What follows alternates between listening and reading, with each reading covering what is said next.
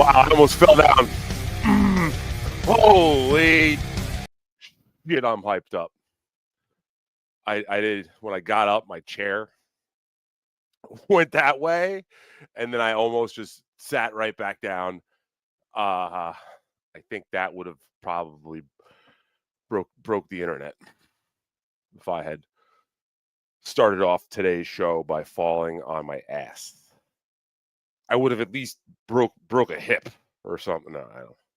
Not that old. Ladies and gentlemen, it is the lunatic, Stevie Lou, in the house. Throw your L's up. I wish I had that little applause thing that John DiCaprio has. A real podcaster, a real YouTube show. John DiCaprio. Hello, everyone. It's Saturday morning with your boy Lou. Just figured, hey, I'd stop in, say hello, and see what's up with you. Flat Cat Jessica in the house. Was that a countdown to a countdown? Yes, that's if anybody at home was keeping track. I did do a countdown to a countdown. Listen, you're going to get a different look here at Stevie Luniverse, Universal Studios. Fuck, I came up with a new one. Give me a sec. I'll think of it. But I've been just putting Lou and everything, as should you. You should be putting Lou in your morning coffee, and that's what you're doing.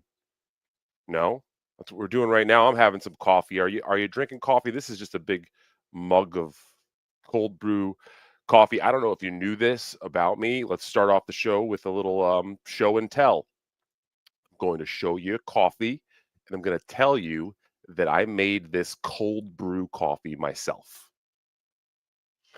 Yeah, that's right. Stevie Lou has his own cold brew. Stevie Lou cold brew.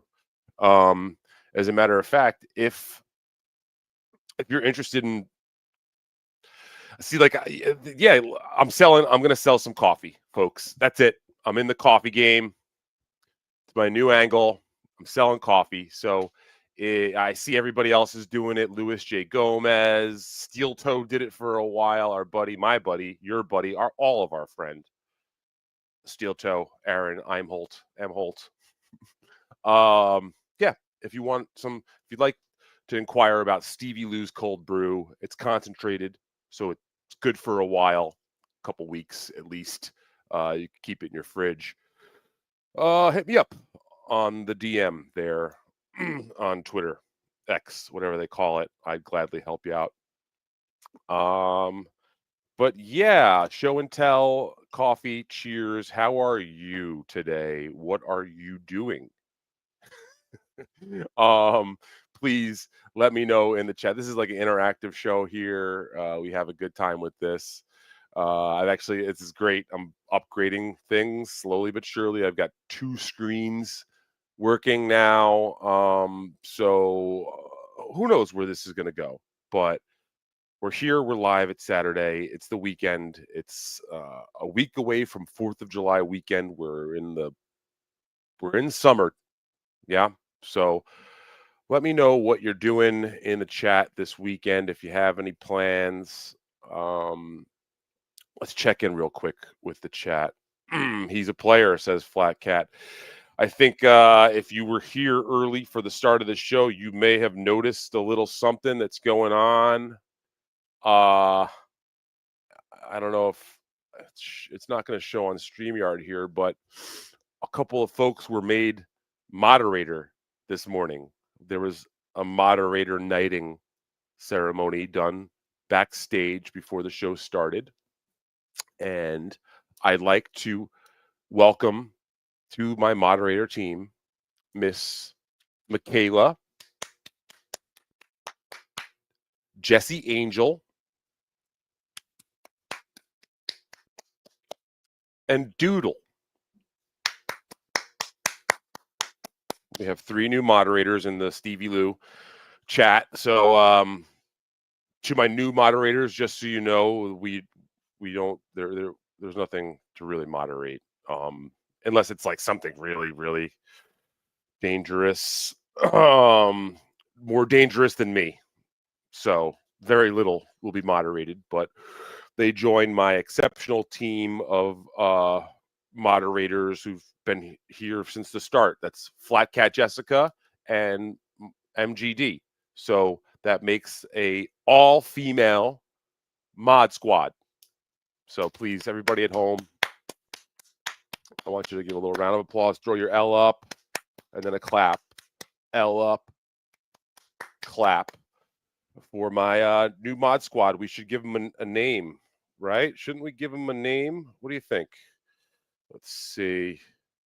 Okay, yeah, see, Flat Cat was picking it up. It's all girls here, and we're going to call it Stevie's Angels. There we go. Doodle, just like that. Doodle named it. So if you want to become a part of Stevie's Angels, you're going to just come hang and just be cool, because that's what we do here. You know, there's no Discord where we're planning secret things and all sorts of shit. It's just a fun hang. That's what we do here. So let's get into it. What do you say? I guess to give you a little rundown of what we got going on, we've got a movie review at some point. Stevie Lou's movie reviews. And, you know, I've also got a contest, a giveaway contest. So if you are looking to win a prize, you know what? First part of this contest is everybody right now hit the like button. It's step one. So, you know what? Whether you want to be in the contest or not, let's hit the like button. Let's do that. Thank you. No, thank you. And as a matter of fact, I'm going to make John Carson in charge of likes today. So if John Carson, if you're here, I think I saw John Carson. Yeah, Johnny Carson, please keep track of likes. But yeah, we've got some stuff, and let's just jump in with the chat here. And I see my mod Michaela is jumping right in, and she's saying that Brennan missed a good opportunity to use dedicated on Cabana's post. No disrespect. Hilarious. There we go. Michaela picked up a pen. So we're going to give Michaela 5 points on the scoreboard today. 5 points for Michaela for being first joke of the day. Yeah, I guess the great ski mask was laid to rest yesterday. I believe services were Thursday, and he was buried yesterday. I saw that there was a picture of his open casket that was taken and shared online, and he was buried in, I guess, his favorite tracksuit along with the ski mask, it looked, which, as his brother, Cabana King, posted, it was dedication from cradle to the grave with that young man there. So, you know, again, my heart goes out to the ski mask family for your loss. He was a pal, a very controversial pal of mine, and it was very sad to get that news. I think a lot of people are still kind of a little in shock over it, and you know, people are grieving still. Everyone grieves differently, I guess they say. And I'm sure the majority of the grieving hopefully is working its way through when you have these big moments like a burial. I hope that it helps bring some sort of closure. because I'm sure his father, his brother, and the rest of his family have been in some considerable pain over his passing this week. And I just hate to hear that, and I hate to think that anybody is, you know, um, in some pain over a guy's passing. So, shout out to Ski Mask. I did see that his brother Cabana King posted something about sending money towards a headstone. If you are interested, I did retweet that, or you could DM me for more information. And I mean, I guess I'm not great with this sort of shit. I don't know who is good with this sort of thing. Death is a part of life, and he truly will be missed. And you know what? If you ever are missing him, go check out the Ski Mask Collective on YouTube. There are hundreds of episodes on there, some featuring yours truly. And I hope we have those forever. And if you're ever feeling down and you want to see some crazy shit, you could just go throw on a random Ski Mask Collective episode. Or if you want to like get wild, why not just watch the Ski Mask Collective entire series from start to finish? I think that would be a real excursion, an adventure, if you will. But yeah, rest in peace, Ski Mask. Look, check this out. People are throwing up L's. Lou Nation in the house. Throw your L's up.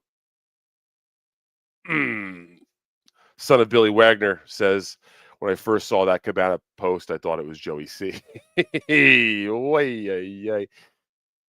Yeah, I mean, you should hope you look so good when you go. Yeah, it was it's a bit shocking to see someone so full of life when they were alive at rest like that finally. So it can be a bit of a shock. What do you do? I mean, if you've ever been to a wake, it's usually somewhat uncomfortable. It's usually somewhat uncomfortable having to see a dead body. I mean, I'm just gonna throw that out there. Holy shit, look at this. Michaela says, I'm gonna change my name to Michaelu. Whoa, that's like that could be legally binding. So I don't know. You might want to check with a lawyer. I might want to check with my lawyer before any of that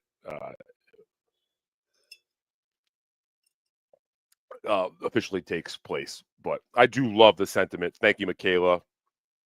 Throwing up the L. Gavin's house said he's having a Monster energy drink this morning because the hangover is real. Yeah, it's Saturday.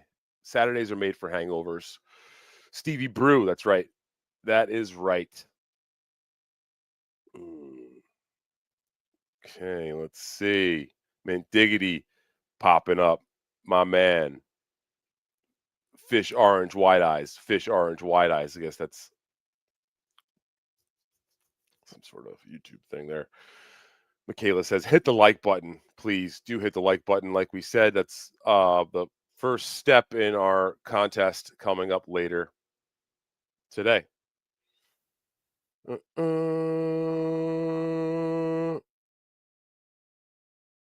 Oh, Johnny Carson's going later live at 5. So, John Carson, please pop in the chat what your channel is. I would love to give you a proper plug. So when you get a chance there, buddy, if you even know what your channel is named, let me know so we can get a proper. Casey Armstrong's hairline checking in saying, Stevie Lou, my man, goal! Lou Nation, let's go. Get it up, baby. Throw the double L's up. you're feeling real fucking nutty, sometimes I throw up the fucking double L, the double fucking L, and then sometimes the double L becomes 3D. Actually, you know what? If you're at home and you've got 3D glasses, let's take a moment. Everyone put on your 3D glasses.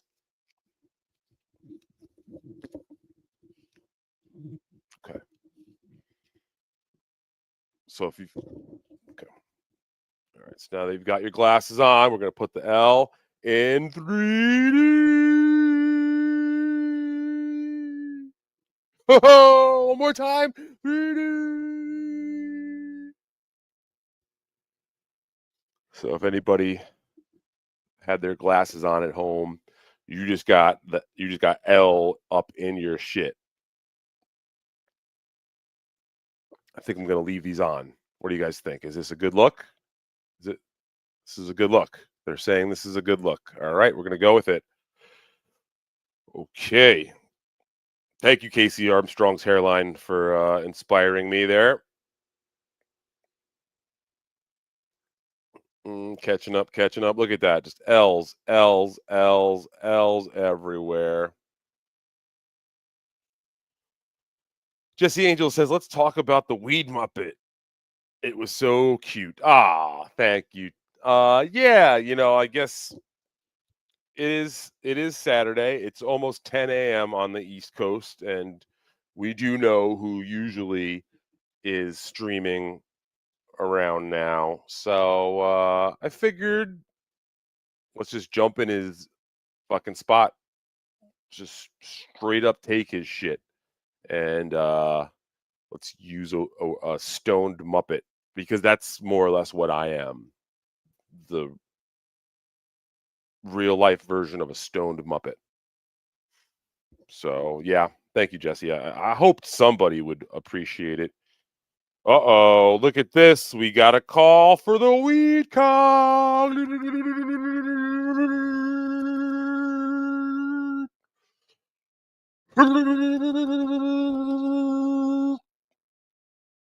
First weed cock call of the day from Gavin's house. Gavin House. Here it is. Let's get it out. Let's see. Is that I can't see with this. I'm taking this off. Hold on 1 second. Oh, looks like that needs to be packed up. So let's take a second and pack it up. Pack it up, back it up. If you're at home and you're down with it, why don't you go do yourself a favor and take care of some business? Ooh, baby. You know what? I could use this. You don't even know. You don't even know the half of it, let me tell you. But thank you, my man, Gavin's house. If it weren't for you, I wouldn't be doing this right now. I'm not normally doing this sort of thing. Yeah, right. No, as a matter of fact, I was doing a bunch of it this morning.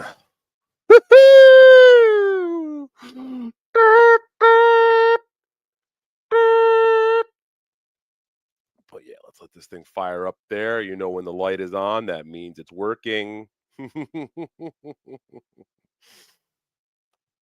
But while we do that, let's catch up. Casey Armstrong's hairline. Stevie, what'd you think about Sinners? I am going to make a note. Sinners for Casey Armstrong's hairline. We'll reintroduce that point later down the line when we get to the movie segment of Stevie Lou's movie reviews. But thank you, Bud. If anybody else has any movie questions, feel free to ask them. I will gather them and we'll address them once we get to that point of the show.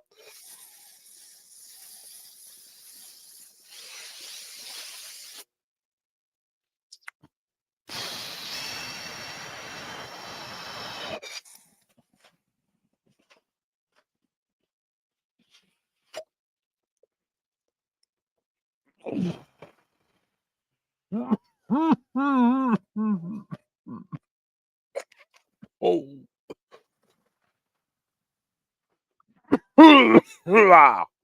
Yeah.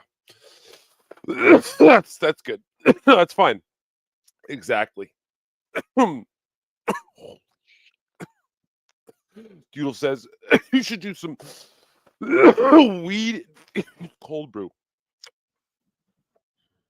It's not a bad idea, actually, because what I usually do is I'm just infusing myself with both. Jesus Christ, that was that was inappropriate. You know, sometimes everybody got it all over Mersh about that female cop thing, but yeah, that can get up on you quick if you're not careful. But I feel a lot better now. Yeah, you know what? This will make everything better.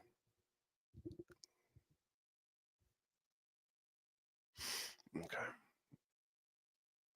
But yeah, I don't know. I'm trying to separate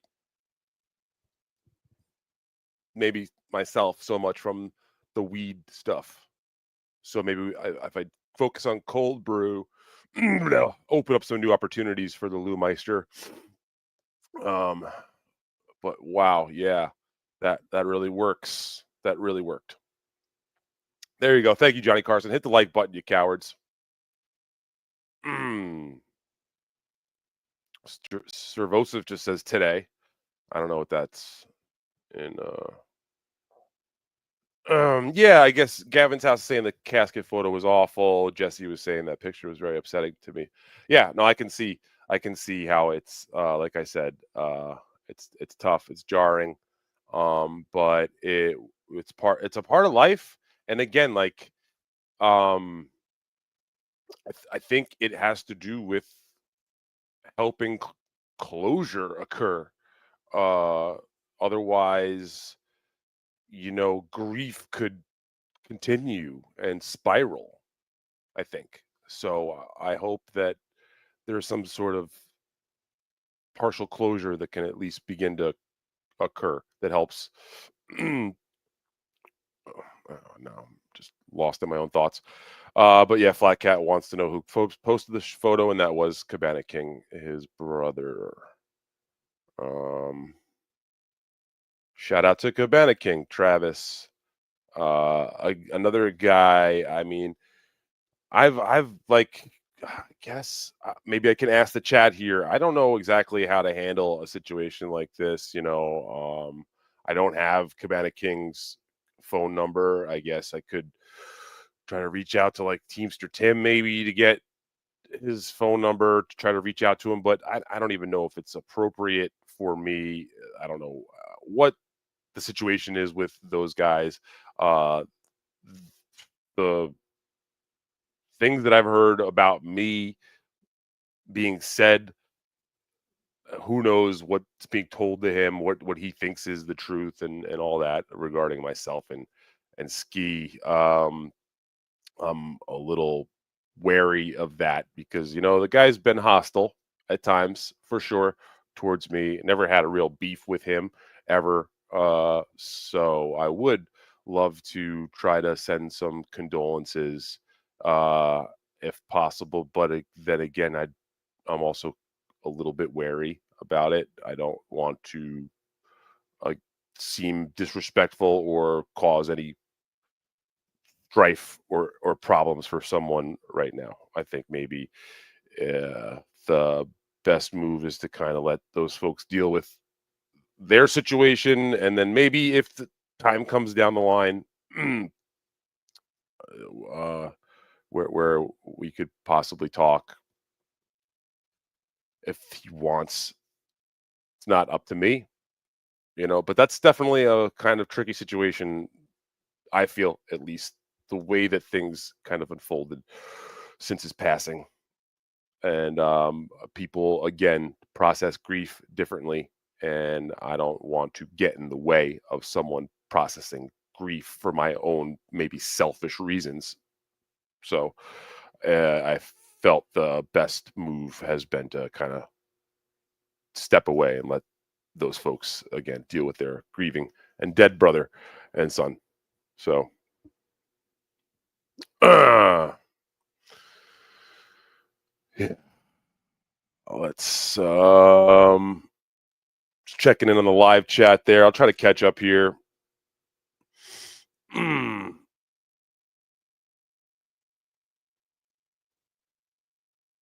got the chat going balls deep in the house saying Good morning. Chad's posting pics of super chatters. Mendiggity. Yeah, I don't know much about that, man. Chad Chad blocked me this week. That's some news that I wanted to share with the world is that Chad Zumach blocked me on Twitter this week. There was no post or anything that I can think of that would have caused it. Although, wait, I did reply to something, and it was a joke reply about like just the tip. It was like some just the tip joke about him giving a blowjob to Nick Swartzen, which, like, come on, man. Like, if that was my final offense, then you're soft, Chad. Uh, so another bitch move by Chad Zumach. So I don't really follow, I guess, him. I would have to go look up his timeline to see what he's posting. But that sucks if he's doing that. That's complete bullshit. Did they cremate his mask? I believe he's being buried. So, which I think is kind of beautiful. I guess I had heard that or I saw his father posted that he was being buried next to his grandmother. Um, but that's something cool. Like if you're ever in that Texas area, you could go to Ski Mask. Like I think Ski Mask's gravesite is going to become like one of these infamous locations where people go and leave bags of blow and fucking put their bag, like taking your bag out at his gravesite and taking a picture is going to be like one of these memes. Like Jimi Hendrix's grave, Jim Morrison's grave, Ski Mask's grave. There'll be just bottles of booze and watermelons and ski masks and all sorts of good shit. So maybe we could eventually take a group trip down to Texas and go find the grave site and just all take our bags out. I kind of like how that's a possibility, right? Yeah, the Doodle says no, the mask was buried with him. Now that you say that, this is an authentic ski mask. I don't know if you saw in the picture of him, you could see the little white tag on. This was the specific one. If anybody wants to ever go get your own, you could. So it's called Top Headwear. Top Headwear, premium handcrafted Top Headwear. I'm sure you could look up Top Headwear, but that was the brand ski mask that he swore by. He literally told me that like he had done ski mask market research and had gotten a couple different ones, and that Top Headwear was his go-to brand, and he had like he bought them like in 10 packs. I want to say he had like 10 packs, and he had like multiple 10 packs. So when I went and visited his home the day of the live beach stream, we were hanging out back at his place for a little bit, and he gave me a ski mask. I forget. He was like, "You might need this someday." He was like, well, "Just take it. You might need this. We might have to do some sort of thing someday with this." Which, honestly, like back then, we were like working together and collaborating on ideas and dumb shit. And to me, I think in my brain, I was like, yeah, this could be like some sort of what the fuck, Bob Zamuda and the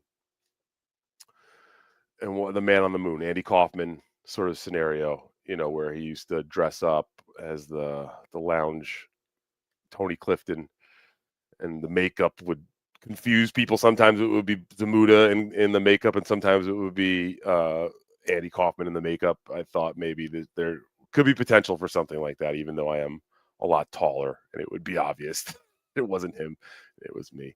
I guess you guys know. You guys get what I'm trying to get at.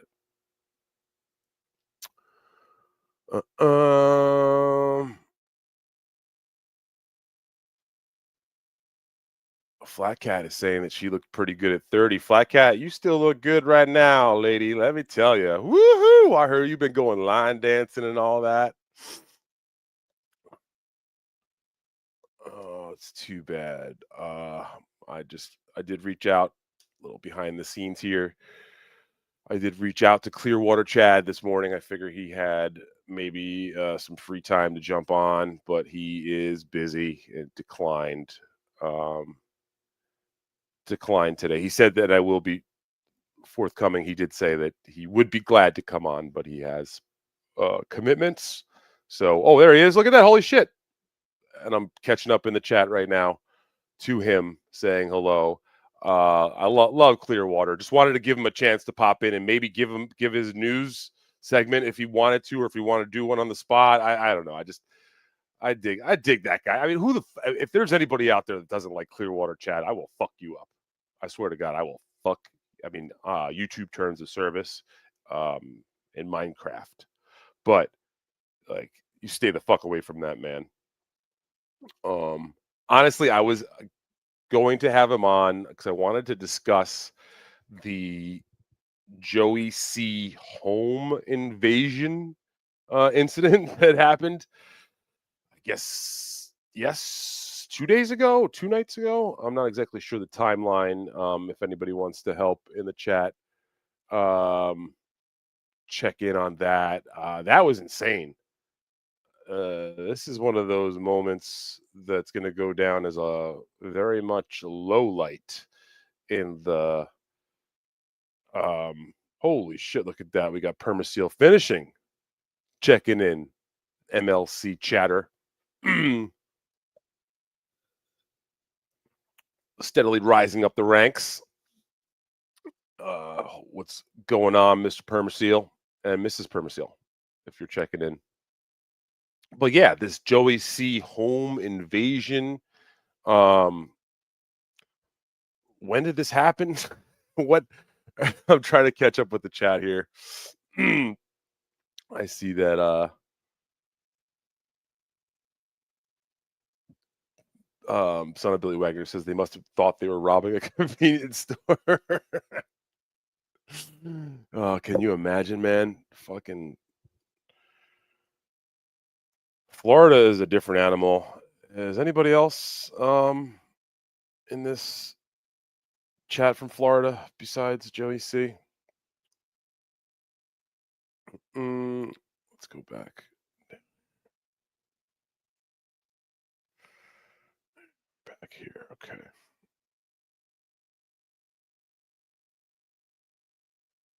TV's Will Heron says he knows a Minnesota lawyer you can talk to.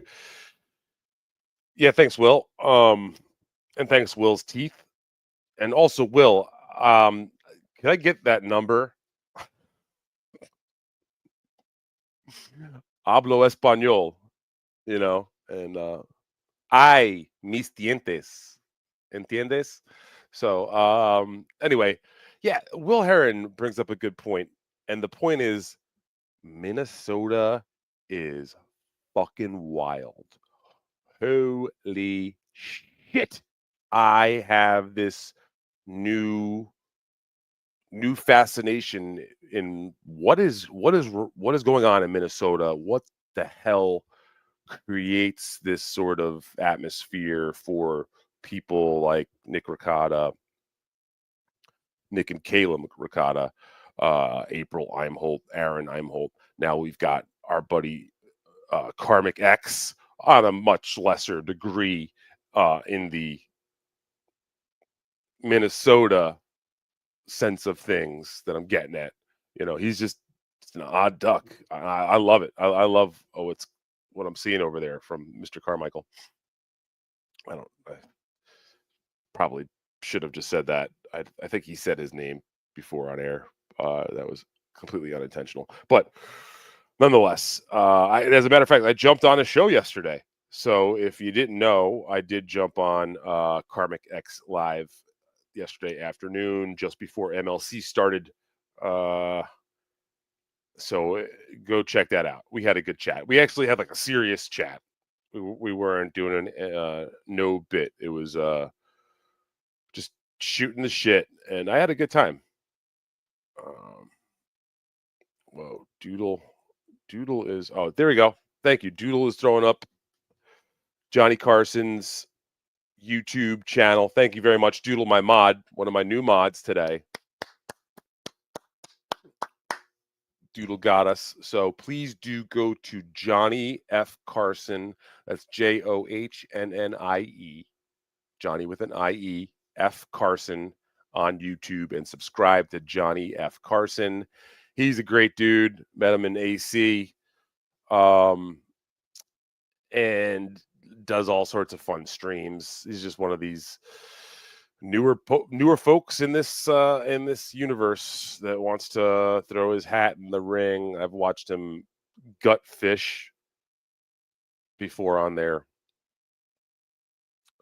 So do go check him out. Thank you.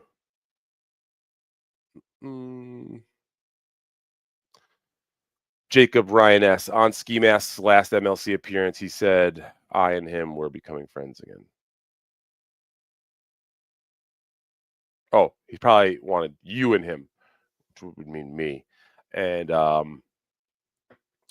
yeah, like I definitely kept my distance from Ski Mask after some pretty aggressive shit on his behalf, which I thought was completely unwarranted.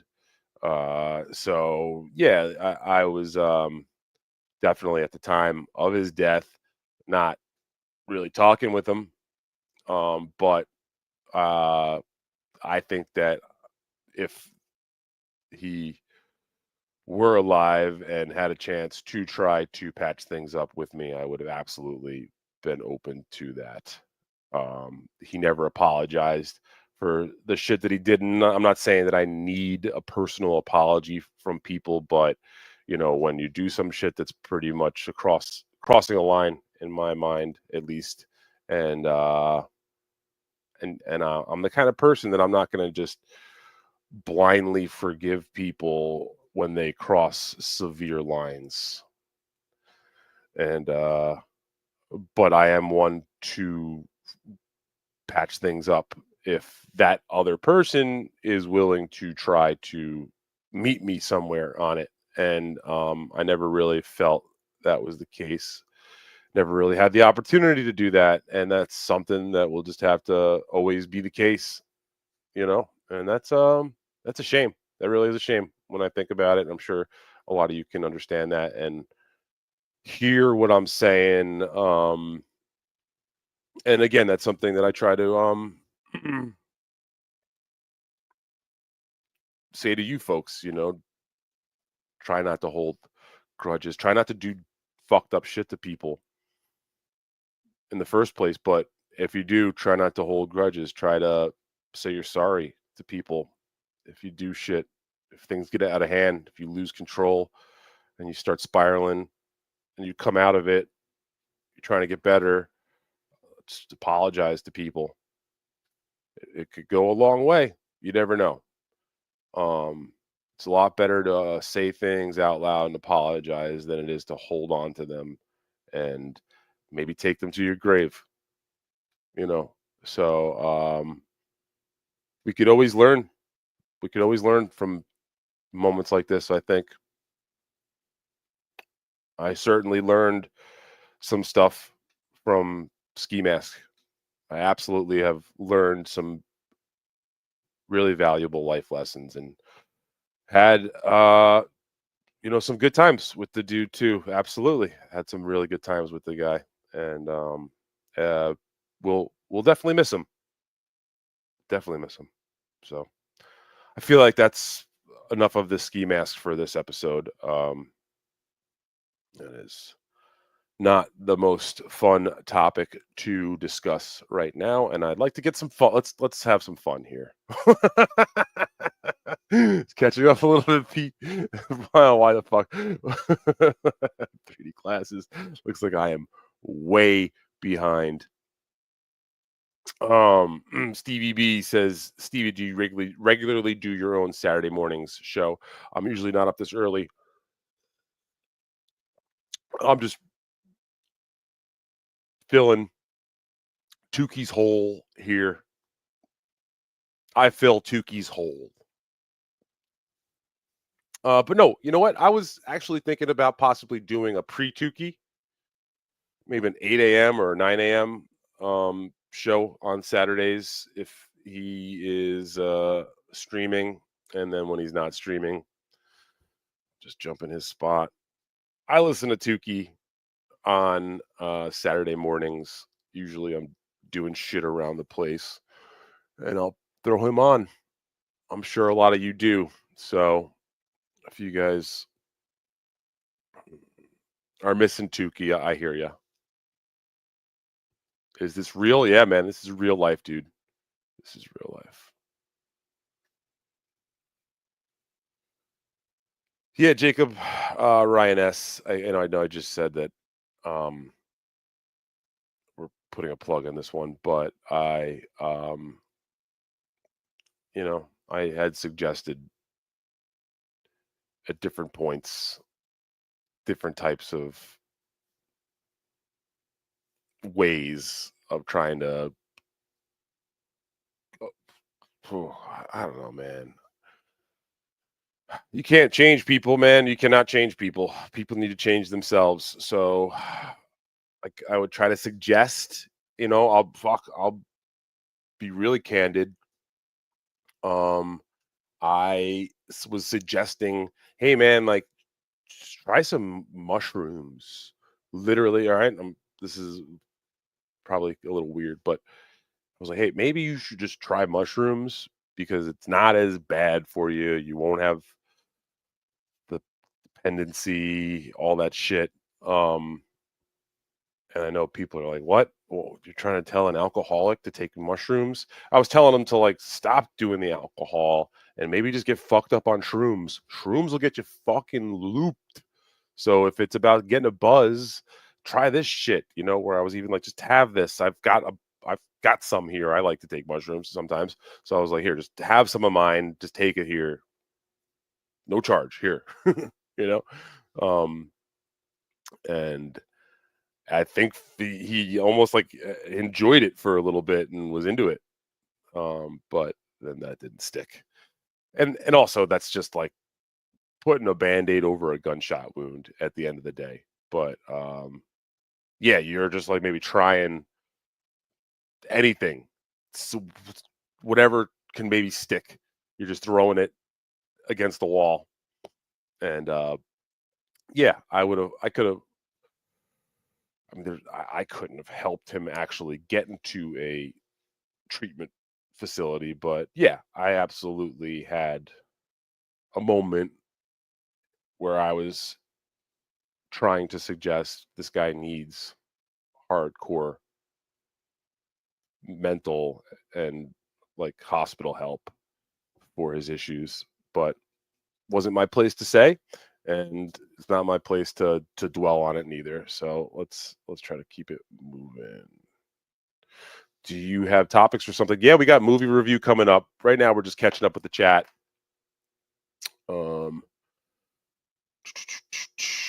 Okay, let's catch up a bunch.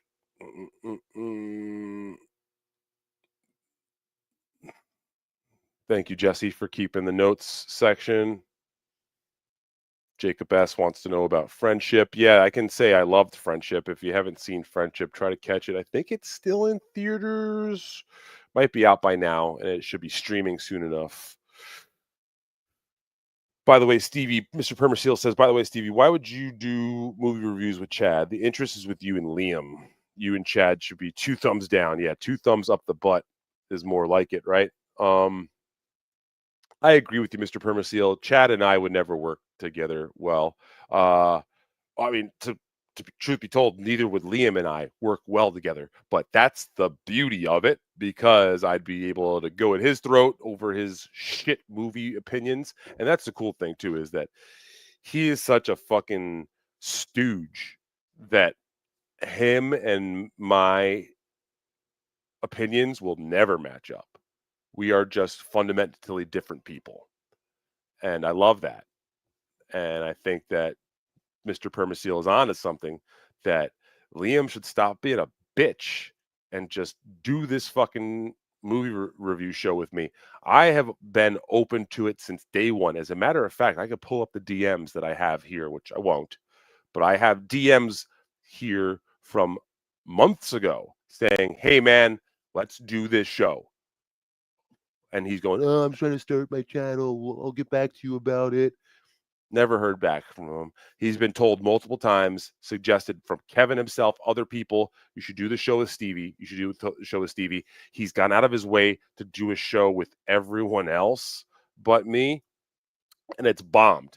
He can't even break 100 views on his shows. No one shows up to watch his live show with Christian fucking Blatt. Are you fucking kidding me? Are you fucking kidding me?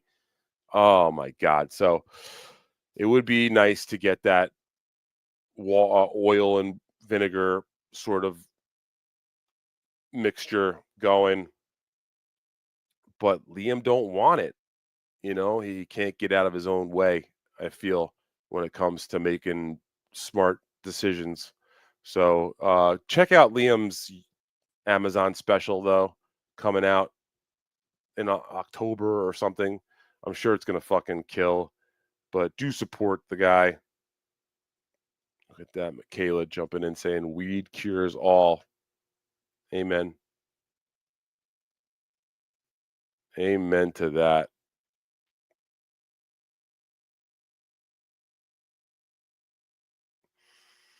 It's better when you didn't get along with the person that well.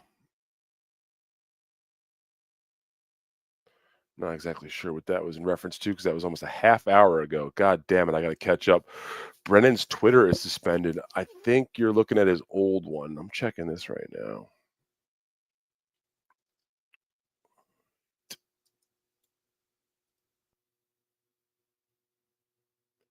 Yeah, it's white guys comedy. He is not suspended. You're looking at his old one.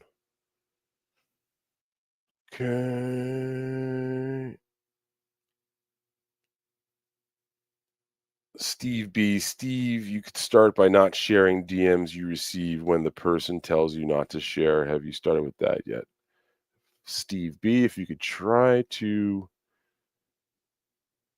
tell me what the fuck you're talking about, that would be helpful. The day after Ski Mask died, I was hoping he would pop in a chat saying it was all work. Yeah, you and me both. You and me both, brother. Try to catch up here, man. This chat's moving. Look at that. KB. My lady. My lady. Good morning to you as well. Oh my God, Michaela's saying she's heard of ashes being smoked in joints. I'm definitely not smoking Ski Mask. Definitely not smoking Ski Mask, but it sounds like son of Billy Wagner is. So, you know, there's all sorts of people in this world.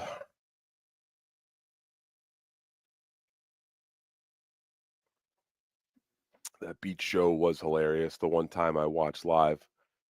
Yeah, I almost scared to go back and watch that to a certain degree. Son of Billy Wagner says, I like the streams where he would pass out. Yeah, Ski Mask would absolutely just pass out on air. I absolutely feel that I was on air with a blacked out Ski Mask more than once. Yeah, that sometimes would lead to some really hilarious kind of train wreck moments. But at the end of the day, I honestly believed that when he was like in a good place mentally and sober, he could be way much more funnier and quicker. You know, bombed ass, wasted Ski Mask had its golden moments, but a lot of the times it was just difficult to podcast with, you know, when he's just he's hard to understand, screaming, keeps saying the same shit over and over again. It could be a challenge, man. That Clearwater bump is real.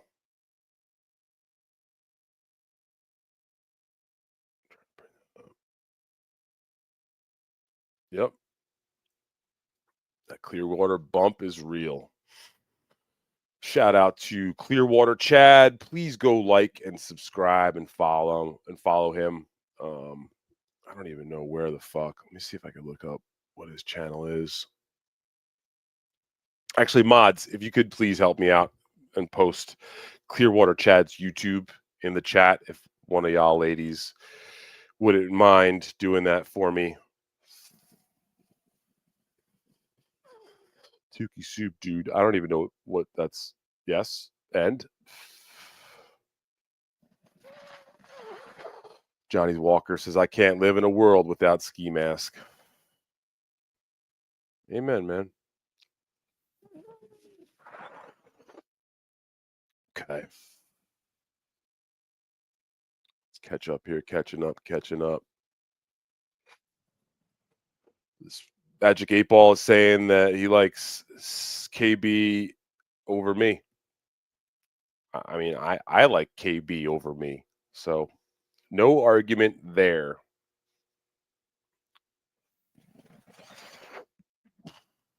Steve B, can we wake up Crumbum? He's from Florida. He probably doesn't wake up to at least 11. You know.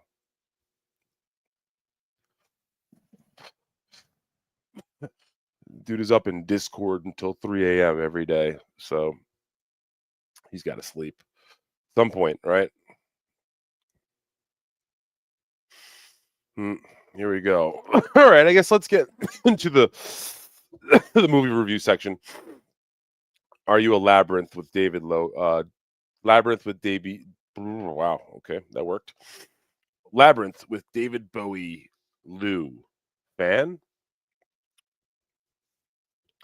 Yeah, it's been a while since I've watched Labyrinth. I feel like I need my nephews to get a little bit older before their mother, my sister, will let me show them that. But that'll be a fun experience to start getting to show my nephews some early classics. Now their mother, my sister, is extremely protective over media and what they're exposed to. Kids these days are raised differently, and especially in her case, she can get a little neurotic, I'm not gonna lie, over that. But like I got killed because I brought the Shrek book over for them to read. Now, apparently the Shrek book was a little more out there than I had anticipated, and I should have pre-screened it. I get that. Lesson learned there. But yeah, like I can't just sit them down and try to show them stuff that's in my mind meant for kids or was meant for me as a kid because again, kids these days, right? So eventually once they're of a certain age, I'm sure it'll be fine. So we're not there yet, but I love David Bowie. I love Jim Henson. I'm not going to sit down and watch a David Bowie, Jim Henson kids movie unless I got the kids with me these days. I've got too long of a movie list to try to catch up on. And then Sinners. Yeah, listen, I wish I could go back and tap into my Sinners thoughts. Let me see. I think I took some Sinners notes. See, maybe I took some Sinners notes, but I thought it was all right. I thought it was a little overrated. I thought that we hadn't gotten a good movie in a couple of months, and then Sinners kind of came out of the woodwork and did really well in the theaters and became like a newsworthy article, a very hot button sort of movie for some people. But as a movie, like I thought it was all right. I didn't think it was exceptional. I've seen better movies this year for sure. So I don't put it up in my top 5 list so easily. I think that they could have done things a little differently and really made it a much better movie. I thought it was almost there. Like one of the dumb points that I brought up, and again, I don't want to start like trying to reconstruct other people's movies, but I thought that like bringing the Native Americans in and then just forgetting them completely was a misstep. I thought that they should have brought the Native Americans back in to the fold at the end to help the dudes out when they were outnumbered by the vampires. And I also think that the ending could have been like kind of folded into the beginning where they bring them back in the 90s or whatever, the 80s and the 90s. Like, I think that they could have teased that in the beginning and then wrapped it back around at the end. So those were my two kind of specific critiques about the structure of Sinners. And then I think it was overhyped and people were dying for something to talk about in Hollywood, and it checked a lot of boxes. So we'll see. Does it get Oscar nominations? At first, my initial reaction was no, but I from what I'm starting to see and hear, it could possibly get nominated. So it'll be interesting to see how that all works out down the line this year. But yeah, I'm not huge Team Sinners. I went and saw 28 Years Later this weekend. This week, sorry, I saw it on Thursday, and yeah, I guess it's a new movie in theaters, so I don't want to do any like spoilers or anything like that. I will try to keep this as spoiler free as possible, and just comment that this guy, Danny Boyle, the director, and Alex Garland, the writer, these guys wrote the original together and are a director and writing team that have made a ton of movies throughout history. I'm sure you guys have seen Train Spotting, which is a Danny Boyle directed film. But let me pull up the list so I'm not just talking out my ass here. Boyle and Garland films.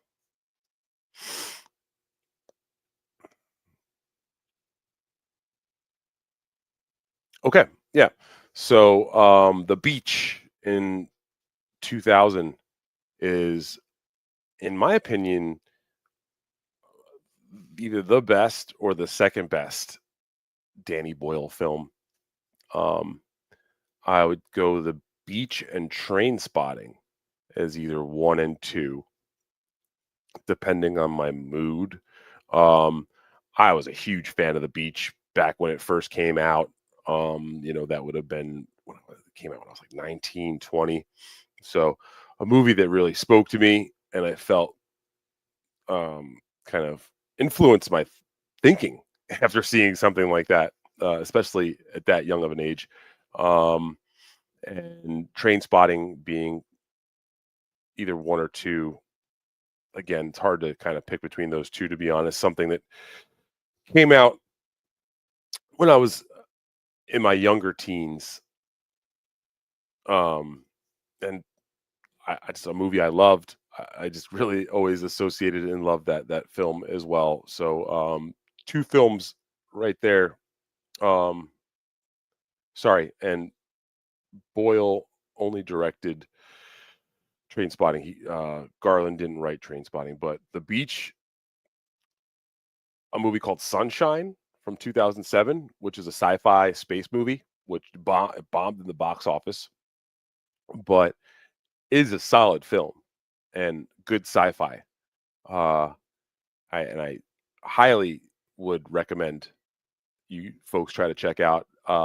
It's got Cillian Murphy as the lead, so a much lesser known Cillian Murphy, Danny Boyle film, Sunshine. is something worthwhile checking out for sure. And then the original 28 Days Later from 2002, which is something I saw in movie theaters and just loved the hell out of it. And if anyone else out there got to see it in theaters, consider yourself lucky, because we got to see a very specific version of the film, which more or less is no longer available. Although they are re-releasing in 4K a new version of 28 Days Later, so you'll get that coming out, I think, very soon, if not out already. But what I'm saying is that the film 28 Days Later was one of these early Hollywood films that was shot on a digital camera.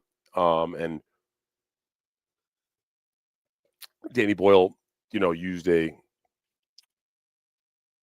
specific digital camera, which didn't provide the greatest resolution at the time. The technology was not there yet. So using this digital camera to give his film a certain style was a unique move at the time.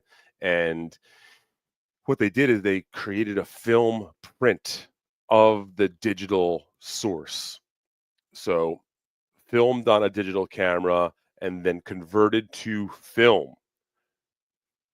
Kind of a crazy extra process that they don't do anymore. If you film in digital, they just they project it in digital. So very unique situation where you got sort of specific kind of look to the theatrical release of 28 Days Later. So yeah, those guys were ahead of their time when it came to that. Movie looks like shit. Most people will just out and out say that. This is the original 28 Days Later. But that also provides a rawness to the film. So I can see my numbers are dropping steadily while I'm doing movie talk, and I'm loving it.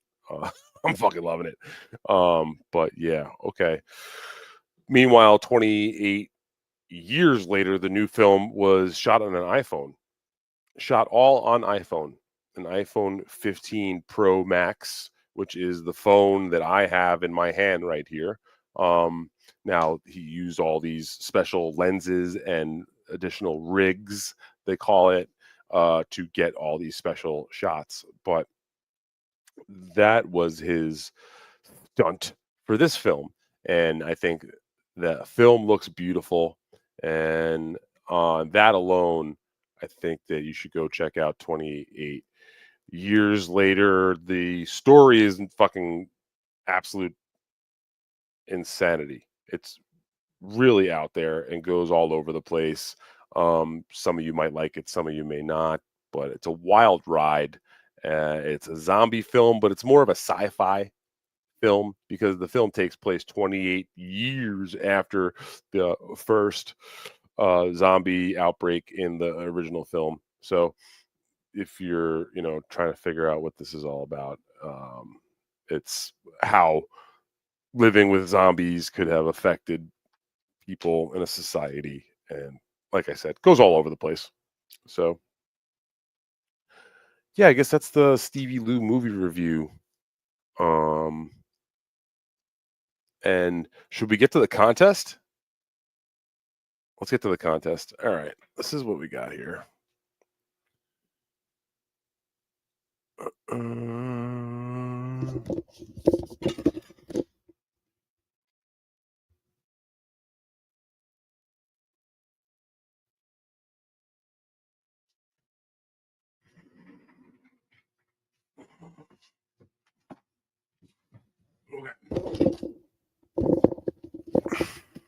All right. We have a Wild at Heart, David Lynch's Wild at Heart Blu-ray. Blu-ray, is it some sort of collector's edition? This is a collector's edition, Wild at Heart. I will sign it as well. So you will get a signed copy of David Lynch's Wild at Heart sent to you. You will have to give me your address. So please don't enter this contest unless you're okay with giving me your address to send something. But this is what we're going to do. In the chat, you are going to list your top 3 David Lynch films in order. And in my opinion, the person with the correct top 3 will win this prize. We'll give you a couple minutes. So we'll give everybody a few minutes to get there. We'll give you a minute, let's say, to think about this. And then you're going to put it in the chat. While we're doing this, everyone make sure you hit the like button as well. Let's hit the like button. But yes, the contest is your top 3 David Lynch films, and in order from first, second, and third, and then I will deem the winner, and we will give you a copy of David Lynch's Wild at Heart Blu-ray special collector's edition, just collector's edition. Almost. Let's say that this one. I'll just say. All right. I'll give you a hint. This is on the top 3.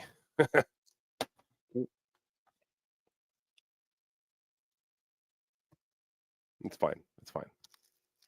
But yeah, that's on the top 3. So we'll give everybody another minute, and then we'll get to it. Carlos Danger's checking in saying, "Don't do it, Melton." I think that's in reference to the address. I get it.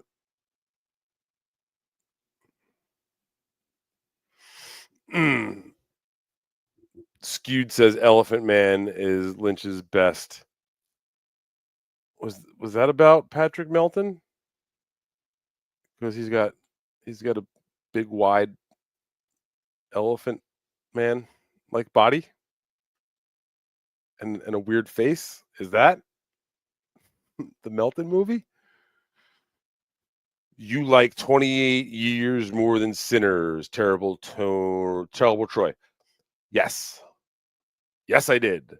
I honestly was like, I don't know what it is about that franchise and this guy that, like, I was hyped before the movie started. I was hyped.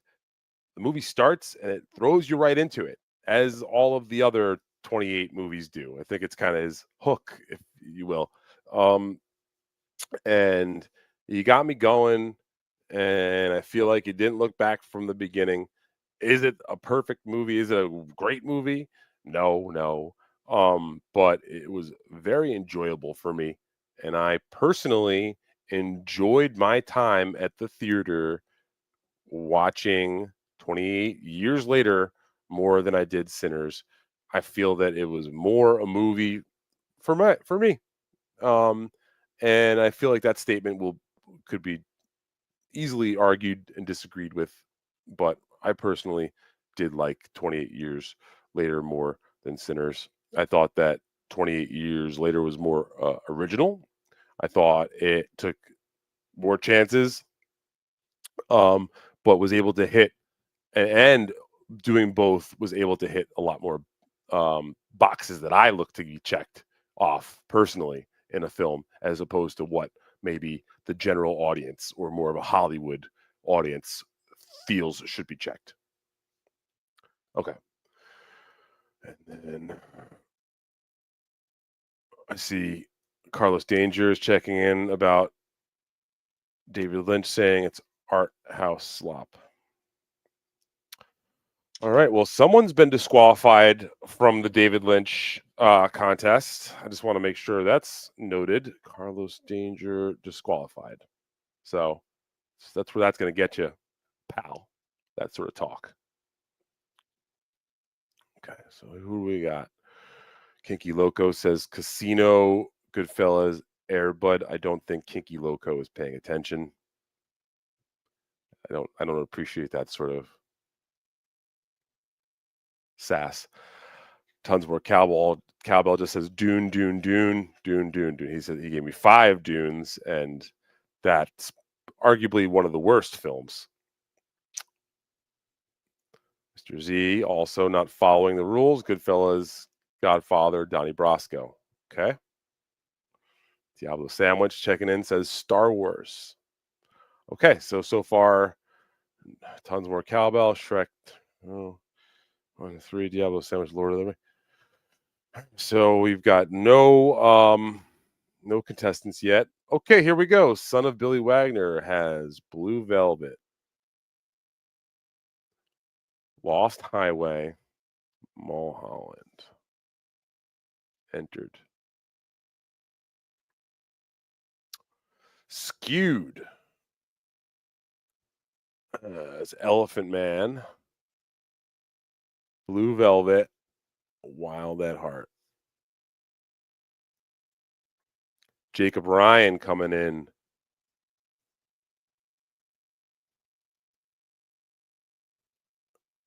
Eraserhead, Elephant Man, Wild at Heart.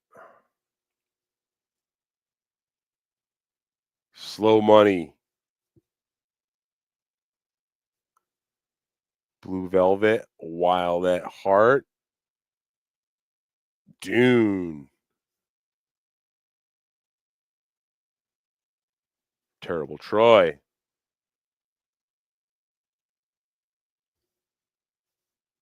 Eraserhead, Elephant Man, Mulholland Drive.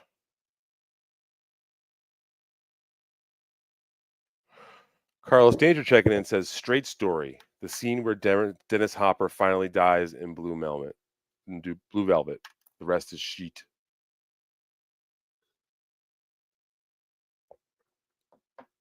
Yeah, I've never seen Straight Story. It's the only David Lynch film I've never seen. I've been trying to go see it in theaters, but it's not playing anywhere. And I feel like I owe it that respect.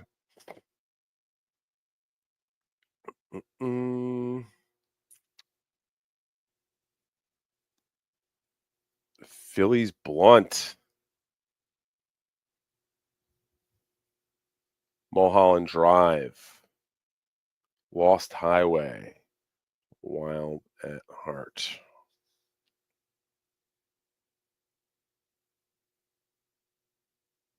Okay.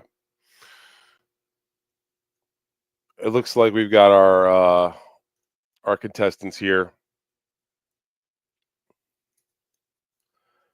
So I personally put Wild at Heart as my favorite David Lynch film. It's a great love story. I'm a sucker for a good love story. It's why I love Rocky so much, because it's just a low-key, beautiful love story. Love stories done right are a key to I'm a sucker. I'm a puppy dog underneath this tough exterior. So I go with Wild at Heart first. And then secondly, I go Fire Walk with Me.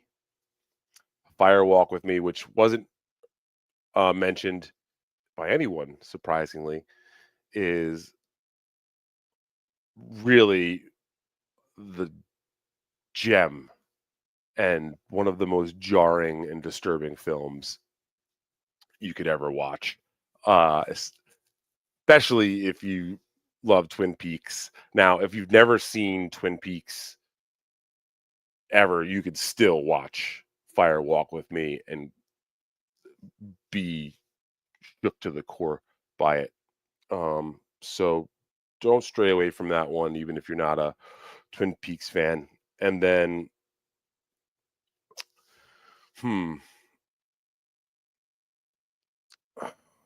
see. What do I give last one? Inland Empire. Inland Empire's 3, which, wow, strangely, no one mentioned those last 2. Inland Empire is, whew, man. Thank you, David. Thank you, David. Rest in peace, David Lynch. So no one got the correct order, but I feel that the closest to it was probably Son of Billy Wagner. So Son of Billy Wagner, congratulations. You're going home with a Wild at Heart Blu-ray. You just reach out to me, buddy. We'll figure out how to get that to you. Let's go back up and check in with the chat here. We can go back. I know I missed. Yes. That's terrible, Tony. I like 28 years more than Sinners. That's what I said. That's what I said. You heard me. Mr. Z says Death Pool. I guess Mr. Z was worried I was going to do a Chad Zumach style contest. No, that was a real one there. To be honest, what happened was I accidentally bought 2 copies of Wild at Heart on DVD the other week, and I'm too lazy to go return it. Casey Armstrong's hairline. Yo, Stevie, if you had $2 million budget, but the movie has to star Stuttering John and Kevin Brennan, and could you produce and direct it into a hit movie? Yeah, I could do that. Yes, that's enough money. That's enough money. So if anybody wants to get the funds together, and get them over to me, I'll get the 2 knuckleheads involved, and we'll write up a good script and we'll get it done. If anybody actually, as a matter of fact, needs a movie made, you could just reach out to me privately. We could discuss that. We've got all of everything in place. It's a closed shop sort of deal here at Universal Studios. We could make your wildest dreams come true, more or less, if you have the money. So we're looking for investors, as a matter of fact.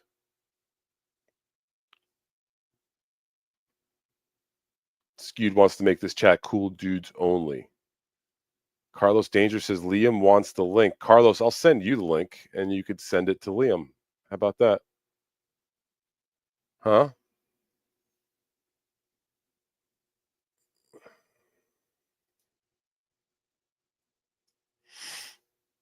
Just give me a sec here.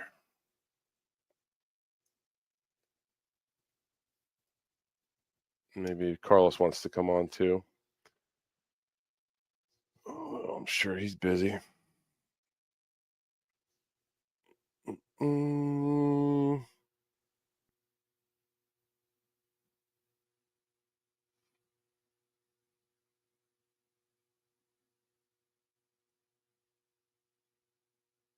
But yeah, I did see Bring Her Back, which was phenomenal.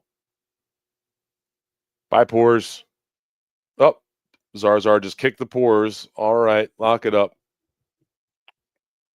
Did see Bring Her Back last week as well, and I thought that was phenomenal. I thought that was better than 28 years later by far. And now, if we want to really talk original, that shit was arguably one of the most original horror films I've seen in a long time. So do go see Bring Her Back if you have a chance to. If you're just like, oh, hey, I haven't been to the movies in a while, what can I go see? Bring Her Back. It's another scary movie, and they do a lot with it. But if you haven't seen it yet, I would say that's the one. That's the one. This year, as I've said a couple times, I really enjoyed the movie Warfare, which was an Alex Garland film, the guy who wrote 28 Years Later with Danny Boyle. And I also really enjoyed The Surfer. The Surfer with Nicolas Cage was my other top flick of the year. Those two by far and away impressed me the most. And now I'll put Bring Her Back on there. I think that would be my top 3 so far this year. So,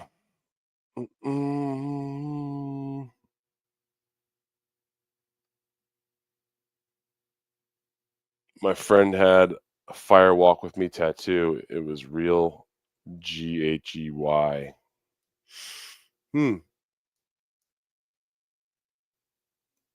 That's interesting. Ray is sniping you. Jake Hudson says, "Can I come on?" Jake, you've caused a lot of issues with your demands lately, and I don't want to cause more problems here. Checking my DMs.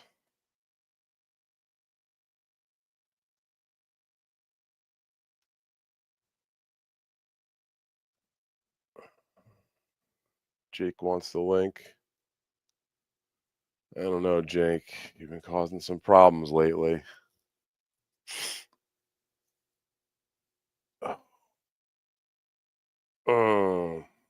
Johnny Chopstick says I should start drinking Crown Royal.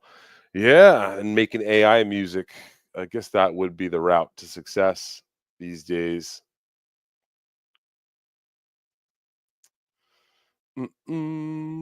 All right, let's get Jake on. You know what? I don't want to leave him hanging. I'm sure he's got something good, right? I'm sure he's got something to say.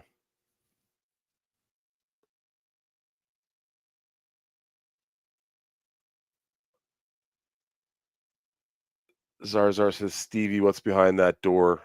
It's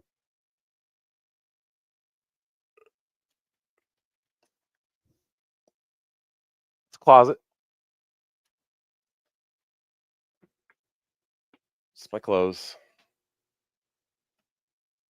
Diablo Sandwich says, Stevie can't hang in the Valley of Men. No, I actually did hang in the Valley of Men yesterday. It was a great time. I had a wonderful time. Jake, verification check. Is this the real Jake Hudson? Yes, it's me. How can you prove that? What's my favorite letter? I told S? you. No. Oh, close. T? No. Think. Weed. That's W. it. How you doing? Hey, by the way, your show was boring, so I had to. Holy shit! Sorry, your show Shots was fired. A little bit boring because you know. By the way, you sent me a link, and also Carlos Danger sent me a link. So thanks, Carlos Danger. You just totally ratted him out about that. I love it. Sorry, but so I haven't got. It's been a week and a half since I got paid from. I didn't get paid from Kevin yet. I've been on MLC, and never got paid by Kevin. So that's one less show I'm be doing for now. Yeah, is that the move? You're just gonna no pay, no gig. So if you get sent the link, you will not appear on MLC. I will never. There's 2 shows I will never appear on: MLC and Joey C. Wow. Because here's the thing. Number one, dude, I agree. Here's the thing: Joey and Christina always like control the narrative on their here's the thing. They didn't send me that camera. Deadpool sent me that camera. All right. Well, listen, Joey, Jake. Joey C is a close, dear friend of mine. So let's not start getting into some sort of discrepancy here over cameras on my show. That being said, Jake, now what if Kevin pays you for If he your pays appearance? me, if he pays me, he's got to pay me for this appearance and then the other appearance where I had to get a headache. I got a headache because of having to scream between Tukey and the potato and Chad Zuma. But Chad actually, I think Chad's onto something. Reason why he doesn't want to do stuff with the potato with the face filters. Why is that? Because it's not it, you know, here's the thing with that. Sometimes you can't get a word edgewise with the potato.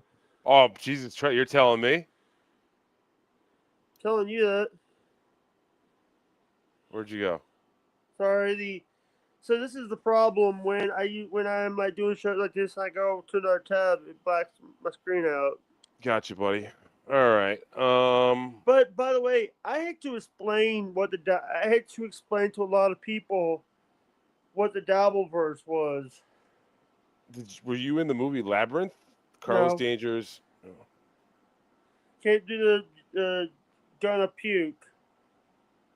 Oh, thank you. No, no. Here's the thing. If Kevin wants me here, by the way, I just want to let you know that I had Gilly on my show yesterday. Congratulations. Gilly came on for a few minutes. I think she got ran off because we had Nick and Jason Bardo X on. Oh wow, yeah, that's right. So you had the home invasion suspect. Do you know that you're possibly gonna get now involved in a legal? You know how there was the whole Gino Bisconte and Keanu got involved in steel toes legal issues. It sounds like you may have got yourself. Joey doesn't have money to sue me. Joey, and listen, I just can call. Listen, if Joey tries to sue me, I got a couple friends out in Tampa that are lawyers. I could call Bubba and see if I can get Bubba to loan me a couple attorneys. So Jake, so you're saying did you support what Jason did? Listen. I don't support what Jason said. He didn't do it. What do you mean he didn't do what? He didn't show up at their place and confront them? He went to do that, but he didn't attack them. He didn't attack them. He was the one who got attacked by Mrs. C. So. Don't you think it's wrong to go to somebody else's place, though? There's absolutely no reason whatsoever. No reason for anyone to be going to anyone's place over stuff on the internet. Jake, let's just be honest. Yes. Stevie, they're saying Liam's backstage. Yeah, he's not, buddy. He's not. You could have told me your favorite numbers is 420. You're not wrong. Are you doing bits now? Trying to make this show fun? Hey, by the way, I did not. By the way, I haven't used. But Jake, let's just go on record and say that we don't support home invasion. We don't support home invasion. Thank you. And we don't. By the way, we don't support. We don't support people. We also don't support people like Avalancher on this show. Wow. I didn't know. Were you coerced in any way to make that statement? No. And the thing is, so I found out how crooked he is when, I made the decision to take him off my show. Wow. You didn't tell me to do it. Stevie didn't,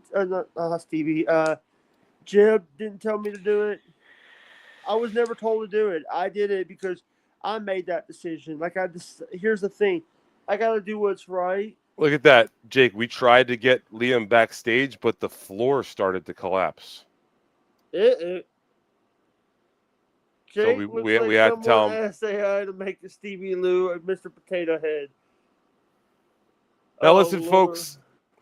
If you want me to pay Jake for this appearance today, we're gonna need some help here. So yeah, the cash good apps. folks. Yep, we got the Venmo and the PayPal Yeah, scrolling down low. So if you've been here hanging out, enjoying yourself, and you want to show a little love, oh, did you see? Did you see what? I saw. So DDP does this thing called a DDP Diamond Dallas Page does a thing called DDP Gauntlet. Guess who he had on his show the other day? who? Eric, the guy who I think killed WCW, Eric Bischoff. All right, Jake, it's been real.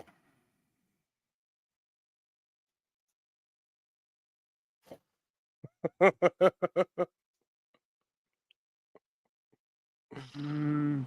right, Jake. Allegedly, Give me the finger in the background. By the way, I'm saying allegedly because it wasn't Vince Russo. It wasn't Vince Russo that it was already a stinking shit when Russo went on there. I get you, Jake. This isn't this. We don't do wrestling talk here today. It's just not. It's not that kind of show. I appreciate but that, I though. got you got clips? You got any clips we could watch? Like Be Dabbling Live does a lot. No, I didn't. I just kind of put this together last minute, like an asshole, you know. So. Oh, dude. So can we talk about your former boss, mugshot? My boss. No, we were Former boss. Yeah. The one you mod for him before. The one in St. Cloud. Yeah, I guess I was his mod. Yeah. Yeah. What do you think about his mugshot? I think that number one. I think that they had to redo it when they charged him. They had to redo his mugshot.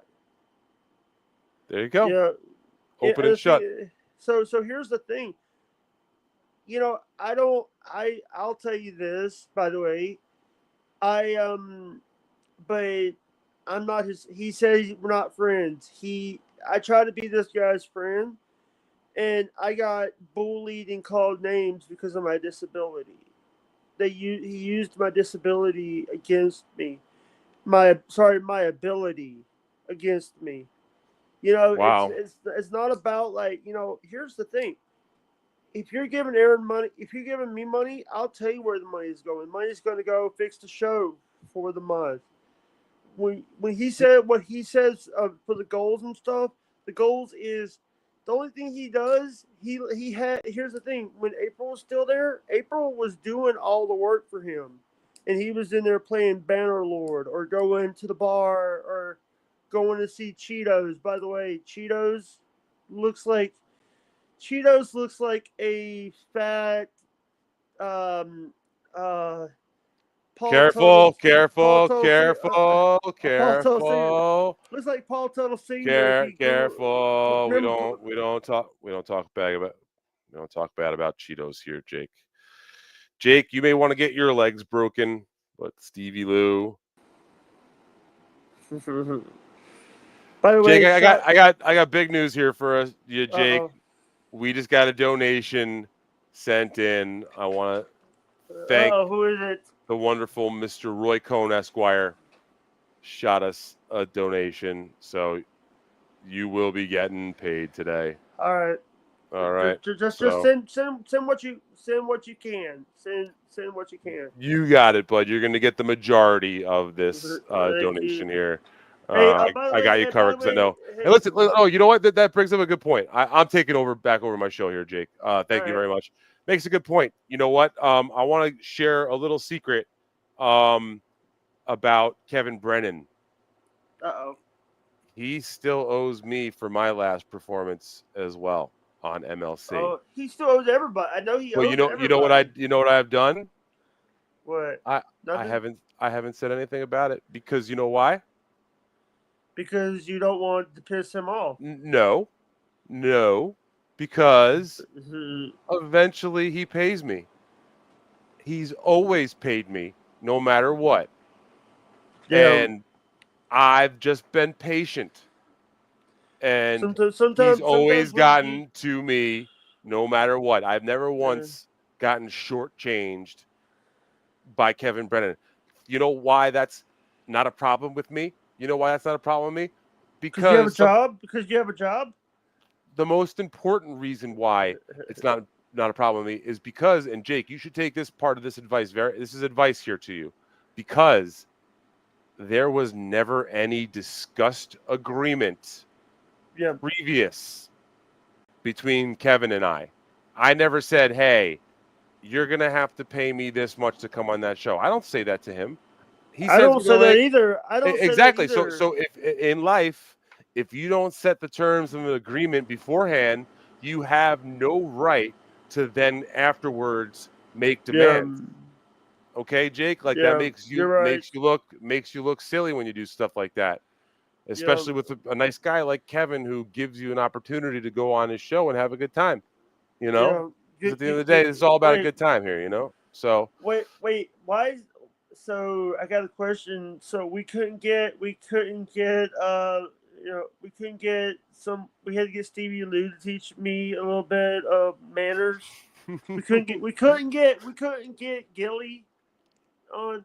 And it's not even about manners. It's just about some business sense, Jake, because you are steadily rising up the YouTube ladder. And I think that, there's going to come a day where you're going to have to make some tough business decisions. And I want to make sure that you've got. I have made some decisions. And number one, I had to cut some people out of my show. I had to cut Reverend Dream out of my show because people kept telling me Reverend Dream is awful. You should cut him out of the show. Listen, I felt bad. I had to cut somebody. I feel bad when I have to cut some people out of my life. Here's the thing. Sorry. It's hard for me to cut someone out of my life because and try to be their friend outside of it. I love what I do, but the problem is if it doesn't Jake, make dollars. Have you heard from Ray recently? I've heard. Only thing I see when people are sniping his show. Ray, here's the thing. The only people I have talked to this week. Here, you want to hear something funny? Is I've had the people that were on my show this week. I've also been dealing with an inflamed tooth. Jesus Christ. Dude, and I've also been dealing. Also, last night having to deal with an air conditioner. We had to. So I don't know if when it gets when it not warms up. Back to Ray DeVito though. Are you talking with Ray these days? Has he been reaching out to you? I have not talked to him. To be honest, I haven't talked to him. It's like he's the one that wants I'm living my life. I'm trying to do what's right. I'm streaming every day. Ray has my number. Ray can call me. Wow. Ray, if Ray's watching right now, what would you say to Ray DeVito? I say, Ray, you know what? Instead of trying to talk me on a show, why don't you call me first and we'll talk? Because there's some issues. I wasn't trying to steal Ari from you. I wasn't trying to steal Ari from you. Jesus. You were the reason why Ari was in our lives. If it wasn't for you, Ray DeVito, Ari wouldn't be in our lives, and we wouldn't have the people. Jake, if you could give Ray DeVito advice, what would you say? Use deodorant. No. Sorry. No. Jake, actually, did you forgive OJ? We'll cross that road when we get there. Okay. Because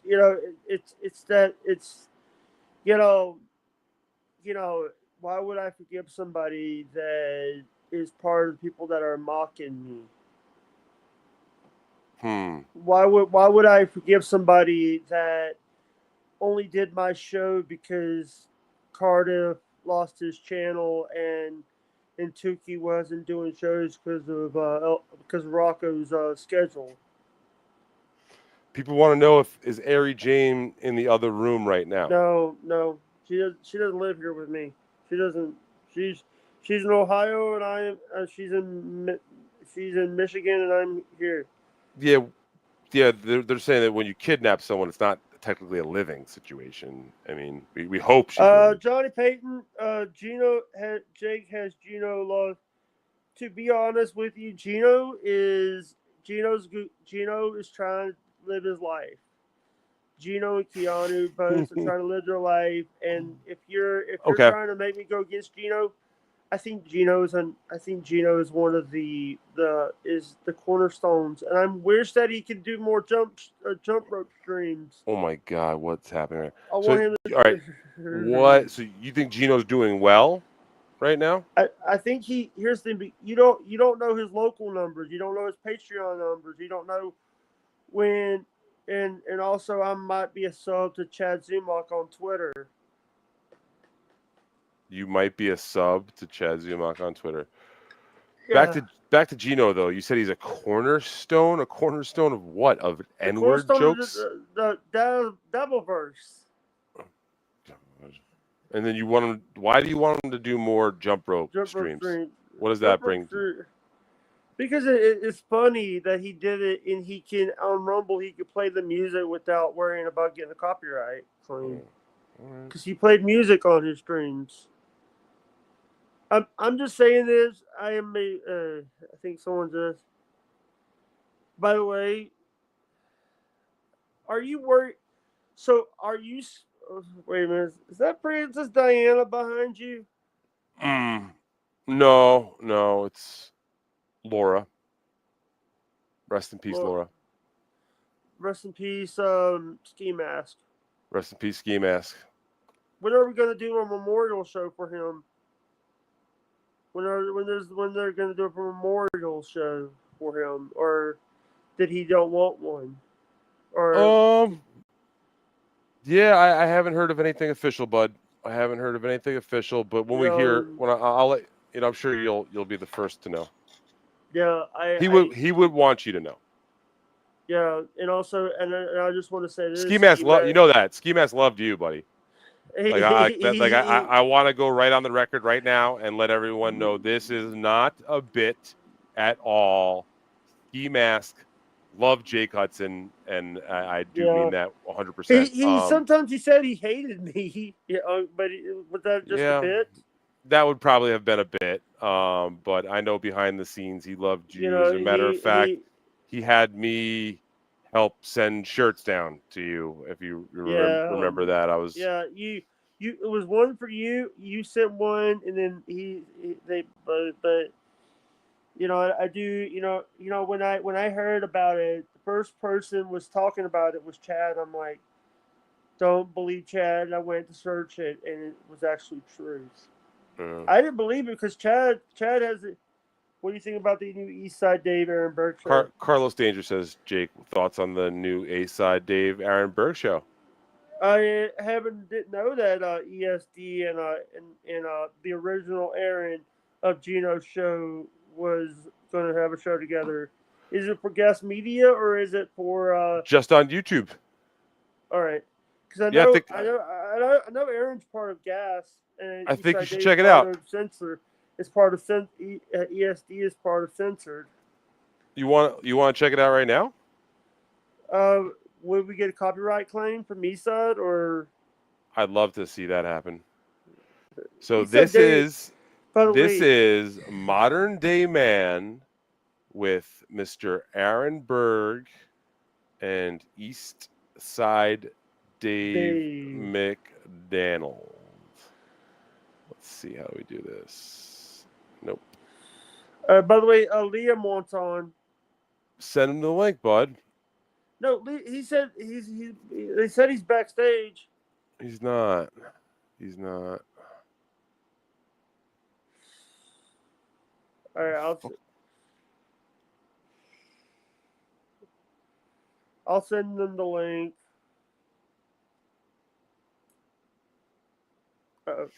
Did I screw up? I don't think so. All right. Hey, do you mind? Hey, do you mind if I send Jason Bardo a link? Yeah, we're not doing that. All right. Let's put this on. Checking out the new Eastside Dave. Maybe Miami or Palm Beach. I'm gonna stay in New York. Big mistake. Okay, I go from Have New you York ever to been Boston. stabbed with hypodermic needle? Can you hear that? I have not. Yeah. I Can't have hear not done that yet. No. What is your stance on globalizing the Intifada? I'm not into that, my friend. I'm Jewish. That's my issue with you. Is that going No, through?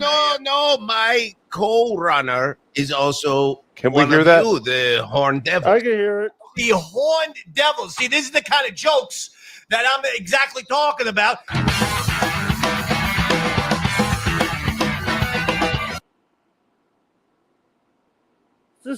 And welcome back to Boston and Eastside Dave Portnoy with you here. And I have they're a using guest. the, I'm not going to say AI esteemed voices. guest. I'm not even going to say a welcome guest. I'm just going to say a guest.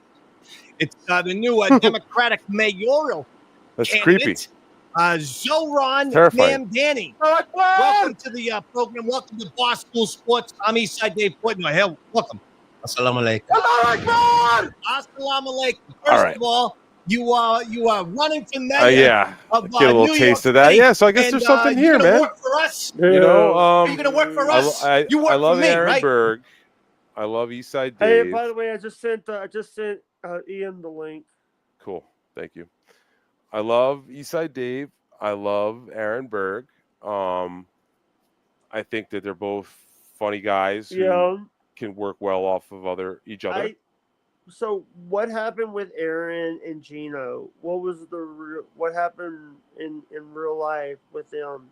Did they hate each other? Did they hate doing In Hot Water together? Yes, they ended up having a falling out.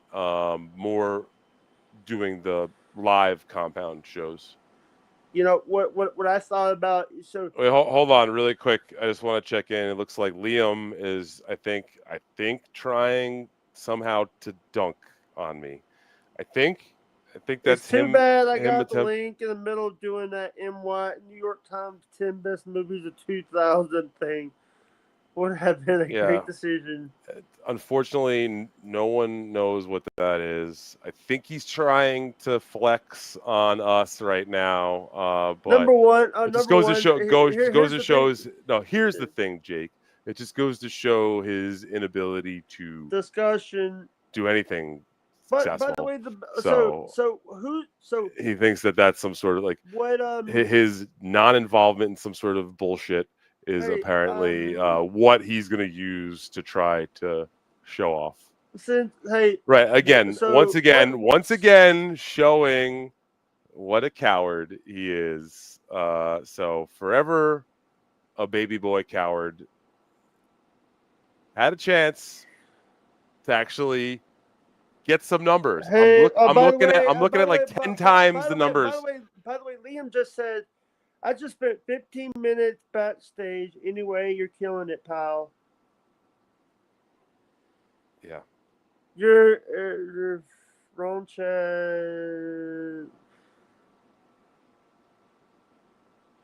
Yeah, sorry. Sorry, I'm just reading stuff. By the way, I'm sitting here, buddy. I've been here the whole time. I don't. There's no backstage, Liam. He's saying that. Yeah. See, we could have got a 45-minute Doom clip out of this, or second. Doom, what a clip! What a clip is. Sorry. Yeah. But I wanna say this. By the way, Doom.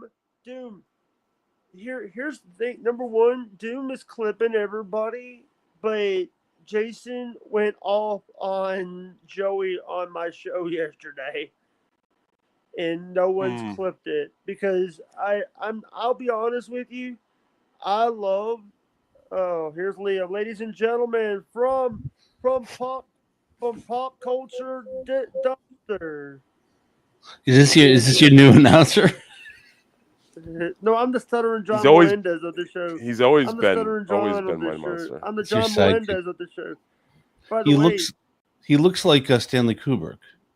So Like it would Jake, take are- you not have me a as your real Jake, are joke. you related to Stanley Kubrick this whole time? Hey, Liam, get your own jokes. Opie was the first person to do that joke to me. Yeah, but I was the last person to do that to you. Wow, I didn't know that.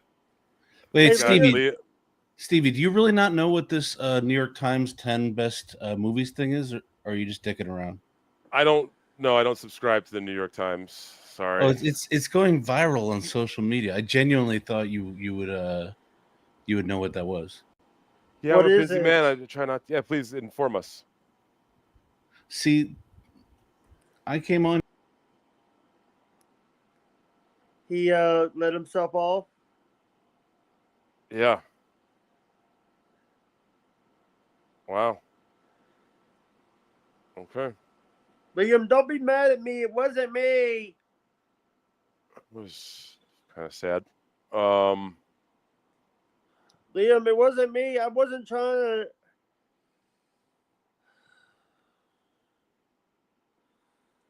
I hope Liam doesn't get mad at me over this, dude. This stuff. It was your The fault. New York Times has the worst list of all time. Hey, And Tarnish Stevie should know about it. Maiden. Tarnish Maiden's in the chat. Maiden is in the chat. Hi, Tarnish. He's back. All right. Did you? I've got like 50 tabs open. I was trying to find this Okay. thing. Okay. Uh, I thought you stormed off because I didn't know what the I'm New York Times was, and I was like literally shocked. So No, I'm real mad you don't know what this New York Times movie thing is. That's literally what I fucking thought. No, I was going to find my list because I wanted to talk about it. Sure, let's do it. Worst Hey, of by 2000. the way, Stevie, if I put something in the back, can I put my Cash App in the chat and back chat you posted? Sure, I'll do that for you, Jake. How much is Stevie paying you, Jake? Just out of curiosity. I don't know yet. He gets paid for his most performances. Last time he was on, he said it was a freebie. So it was a freebie because you didn't have any money. It's true. I've been, Red Bear these days. Tough times, man. Yeah, right. You're gonna have to copy and paste that one. Okay. It didn't do right. I got it, buddy. Jake, Johnny Chopstick says Jake ruined your show. No, Jake brings a lot to the table. I've always let Stevie Jake. does, and by the way, Stevie does get half. If you do get donation, Jake, Stevie you keep gets it all. half. You keep all your donations. Here, I will. Here, let's make a new one for him. Uh-oh. By the way, people can stop sending me the link. I'm here. Carlos Danger send you the link. I won't rat anyone out, but Thank you. You can put it in the chat. You can put it in the chat. It goes like that. Well, this is gonna be the worst Doom clip ever. Wait, Jake, you were making a point. I'm sorry, I totally interrupted the flow of the show. This is why I dropped out backstage. Actually, I wanna ask this. This is your mightiest appearance ever, Jake, on any show I've ever seen. What is the top 10 90s or 2000s pop songs? I don't know pop songs, Jake. I have to be very honest with you. Yeah, you kind of just sprung that one on us, Jake. How about bop, bop? I mean, I'd probably put "Smells Like Teen Spirit" as Smells probably like Teen Spirit. It was top. like a grunge. What about? I want to know what it smells like in your place right now, Jake. Oh, sorry. What about? It probably smells like the spirits of some dead teens. Tell me why he ain't nothing but a heartache. Actually, you know what, Jake? You bring up an excellent point, and I really just want to jump on anything other than you singing that song. That Hanson album, pretty good album. I gotta say, for that year in pop, Hanson was a pretty mighty album. I will give it that. Yearbook, I think, is a better song off of that album, personally. By the way, Gavin House actually says was more comment on Liam's vampirism.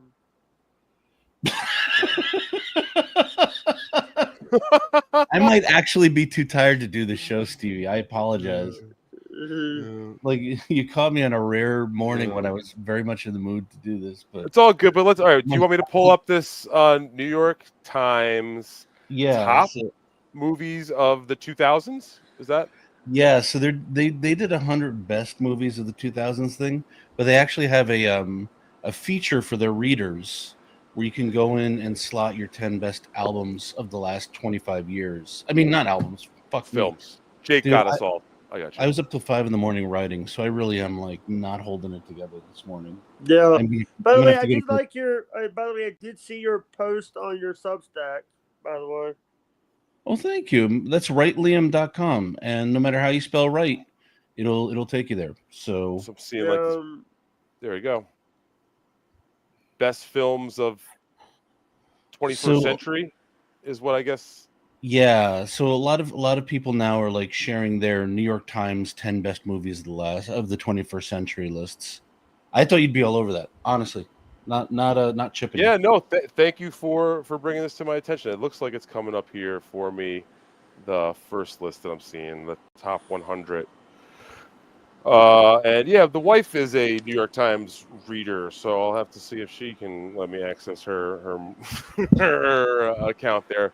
But yeah, looking like it's showing Parasite is number 1, Mulholland Drive number 2, There Will Be Blood 3, In the Mood for Love 4, Moonlight by Barry Jenkins is 5, No Country for Old Men is 6, Eternal Sunshine of the Spotless Mind, Michel Gondry at number 7, Get Out by Jordan Peele 8, Spirited Away by Hayao Miyazaki, number 9, and then The Social Network, David Fincher by 10. I think number 10. I think that's a good place to stop. There are a lot of good movies on there for sure, man. Yeah, surprisingly for the Times, it gets maddening once you hit number 50 because it is the New York Times. But yeah, they kind of got a lot right there. Go ahead, Jake. So Liam, did you hear about what happened with JBX and JC? Okay, I actually did. Normally I pretend I'm above certain rungs of the Dabbleverse and I don't know because I'm too good for that. But in this case, I did happen to tune into Joey C's show yesterday. And boy, Joey C was really feeling himself. Sorry, I decided to turn my camera off because I don't want people. It's okay, bud. It's all right. Jake, I have to be very honest with you, and I'm saying this as a friend. You need to do something about your fingernails. Absolutely. That's like, you can't be putting your fingernails up to a phone camera in that condition. You just can't. Oh, did you guys see that they so last night they dressed CM Punk up as the John Cena from the 2002. Jake, enough of the wrestling stuff. What'd I tell you about that? Sorry. Actually, Stevie got a show when I was backstage of me just laughing my ass off at everything Jake was doing. I honestly didn't see you back there, and I apologize. I honestly did not see you back there. I have not the greatest StreamYard skills. If you were back there, I totally apologize. That was not a dick. By the way, you need you need to hire you need to get Adam on your show. Yeah, man. Yeah, sure. Adam for your show. Now, I'm looking at that list, the top 10, and one of the names that stand out to me is Michel Gondry. Who the fuck is Michel Gondry? He directed Eternal Sunshine of the Spotless Mind. Yes. Which is on the list. I thought that was a girl's name. Michelle's a girl's name. No, Michelle's a French name, which is the same thing if you think about it. There you go, Liam, on the board. But yeah, Michel Gondry. Now, a guy, he had a house in Williamsburg, close to where I lived, actually, and I used to walk by it all the time. But a guy worked with Charlie Kaufman on Eternal Sunshine. A duo that did a couple of films together, right? Michel Gondry and Charlie Kaufman. John Malkovich, that's the other one. Right. Being John Malkovich. Now, when can we get those guys working back together? I feel like that's one of those teams we've lost. My friend actually dated Michel Gondry for a while. Hey, you go. Stevie, do I expect you to send that money after stream? Yeah, right away, Jake. Right away. You have my Wait, cash app. Stevie, are you afraid of pissing Kevin off? Is that why you don't ask for money after a show? No, I just I've literally meant that. Like there is no sort of agreed terms to the relation, the work. So here's the thing. Jake, I just want to talk to Stevie about this for a second, then we can get back to you. I never asked for the super chats. I never asked. No, I never asked. I never asked. Oh, Stevie, first call me Bob Levy. No, sorry, Liam. I never asked for the super chats. I never asked for any of his the P&L reports for MLC. I've never asked that. I only asked for a straight fee, and that's it. What? P&L reports. Well, here's the thing, Jake and Stevie. Let me include you in this conversation. Stevie, what's the P&L report? What's the P&L report? Like profits and losses? Yeah. The financials. I never asked for the financials of the business. You know, Jake, sometimes you just break out. We just got, and also we just got another donation from Carlos Danger towards the Jake payment fund. So, Jake, just so you know, you do have some support. Thank you, CD. Thank you, CD. Jake, I just want to make a point. I like what's his name? Kevin stopped paying me because I do Clowntown for free, and his point is if you want to do my show. And you're doing shows for free, then I'm not going to pay you. And so I'm like, all right. But then I watched a clip on Doom, speaking of Doom, where someone brought it up, and he said, okay, send me if he should send me a Venmo request. I just said Venmo. Wait, let me finish. Wait, Jake. I'm halfway through my sentence. So send him a Venmo request. We have not talked in a month now. So I'm just saying he takes that stuff seriously. So tread lightly if you want to keep doing his show. That's all I'm saying. I have other people. I do other shows. I do other shows. I don't need someone. I don't need to do someone's show. I do other people's shows. There's a lot of other people that I do shows with. That all right, are Jake, better than MLC. Jake, listen. I think we all of us, all three of us in this room right now, or whatever this fucking thing is, should look at it this way. You did Stuttering John for free. We should look at it this way. We should just be thankful that we get the opportunity. You did Stuttering John for free. You do shows for free. We should be thankful that we get the opportunity. Here, I'll leave him here, but I'll mute him. Can I do that? Yeah. You did do Stuttering John for free.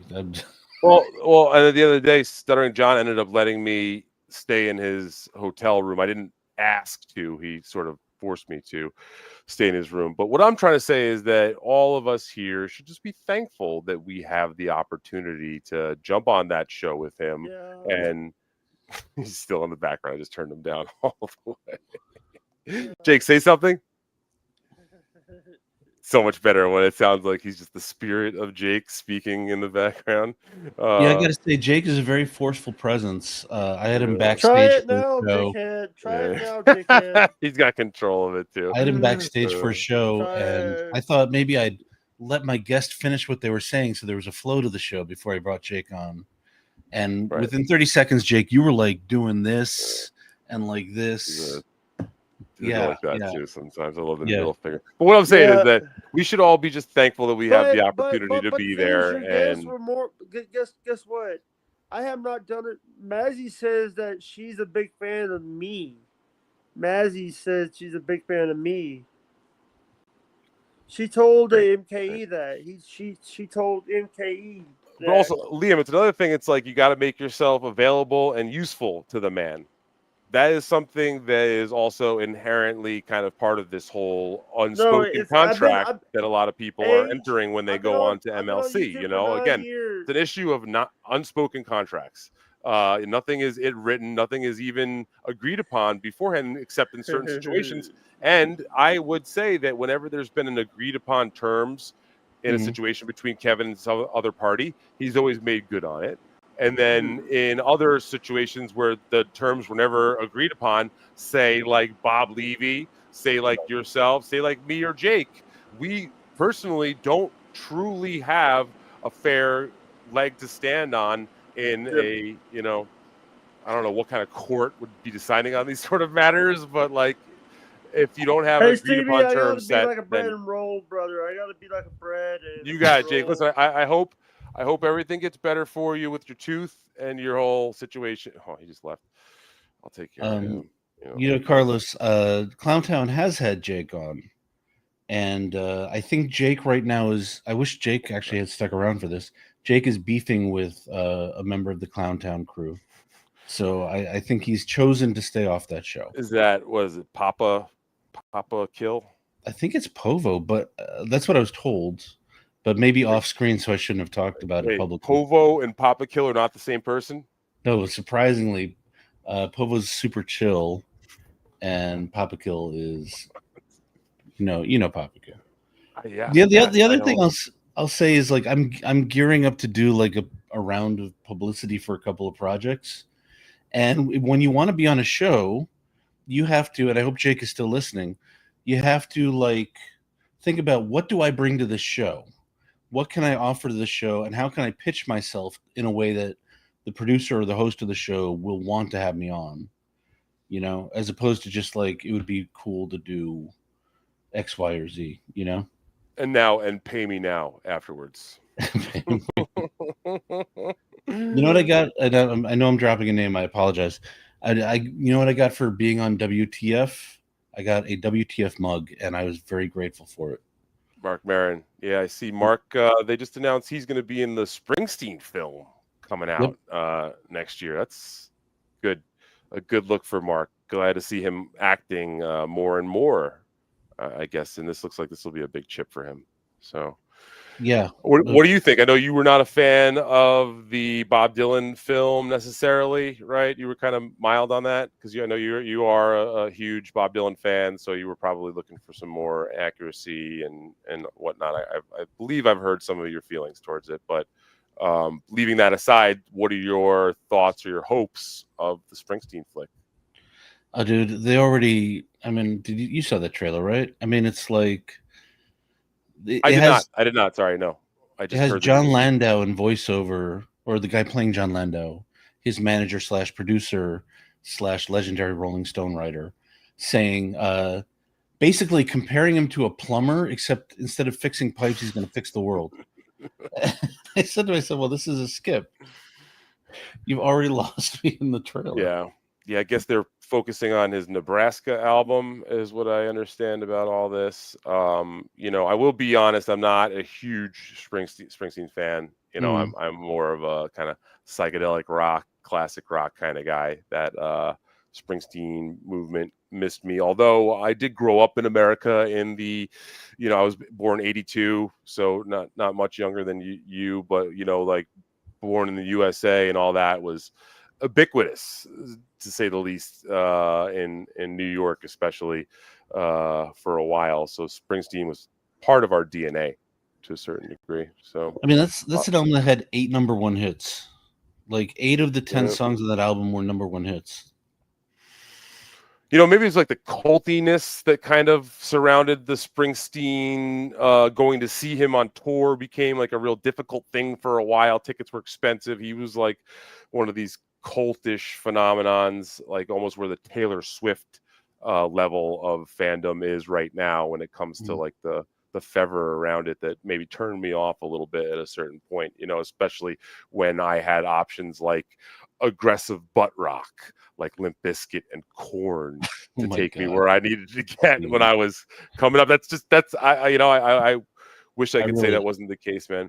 I really might have to. No, here's the thing. As longtime listeners will know, I am a blue collar guy, Johnny Lunch Pail, Joey Six-Pack, kind of punch in, punch out kind of fella. Teamster Tim and I had a very long discussion about my connection to my blue collar roots, or Wow. gray collar they call it. But You better fly on that wall. You know, I got to say, I think it's the kind of thing where no, it was on Clowntown. It was Oh wow. I'm surprised nobody clipped it actually. But I will say, I think Springsteen's the kind of guy, if it doesn't hit you in your 20s, it's just never going to hit you, because his best stuff is just all about big feelings, especially like if you're a teenage fella and you feel stuck, or you just feel like this overwhelming, like this love for a girl that's burning you from inside out. Like that's what Springsteen is the best at. And if by the time you turn 30, it's like you're too tired for that anymore, you know? And so I think that's why you get that connection to the fans, because like, yeah, he really just fucking nails it in those early, you know, like up until the Rising. Yeah, I mean, or if you start to try to go deeper back into his earlier days, and you see just like the live show that he had, I feel, before he kind of became a pop act, when he was still playing clubs, the club level Springsteen stuff, which you don't get to see when you grow up in the 80s. You're just more indoctrinated into the, you know, big polished Springsteen. And then after that era, he started to, like you said, the Rising. He maybe tried to go back to like what spoke to his heart more, as opposed to what sold records. And a lot of people turned on him too. So interesting stuff. Yeah, like it's just talking to you about it kind of makes me interested to know more about Bruce Springsteen. If that means I need to get one of these soft ass biopics spoon fed to me, then so be it, man. You know, like I'll be that guy, and I will go check it out for sure. I mean, the thing about these musical biopics, especially, is you have to go in just remembering it's not going to be right. Like, it's not going to be accurate.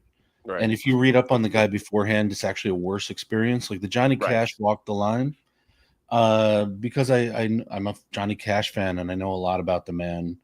I've read both of his memoirs, both of which are called Cash.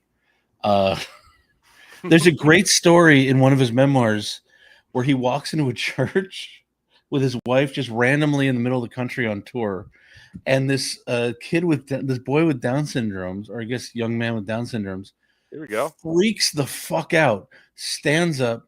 Anyway, it turns out the night before, Jesus had come to him in a dream and said, "You have to go to church because Johnny Cash is going to show up and you're going to meet him." Jesus Christ. One of the biggest bullshit stories I've ever read, but goddamn, is a great story. In his autobiography. Yeah, wow, that makes me kind of want to read that now. I wish I kind of had stories like that. But yeah, did you see the One Love Bob Marley film last year that came out? No. I'm racist. No, I wouldn't. Yeah, but it's like, you know, it is almost disheartening to a point to see how heavy-handed it can be. The Marley family was on hand from the beginning to the end of the production of the film. So, you know, they tried to show warts and all in some scenes, and it's just a whole lip service bullshit. But the one thing I will see about that film is that I think they set the record for most marijuana smoked in a film. I am honest to God about that. I think in every moment of the film, like even in like the hospital when he's being birthed, one of the doctors in the background is smoking a joint. He's a junkie. He's a fucking junkie. Like seriously though, like I was like itching for my bong inside the theater. I was like thinking to myself, like if I could only smoke here right now, I would be completely lighting up. So anybody that's triggered by marijuana, don't go see the Bob Marley movie. I think that's got to be like wearing the shirt of the band you're seeing at the concert you're at. Like it's a little too on the nose. True. Yeah, absolutely.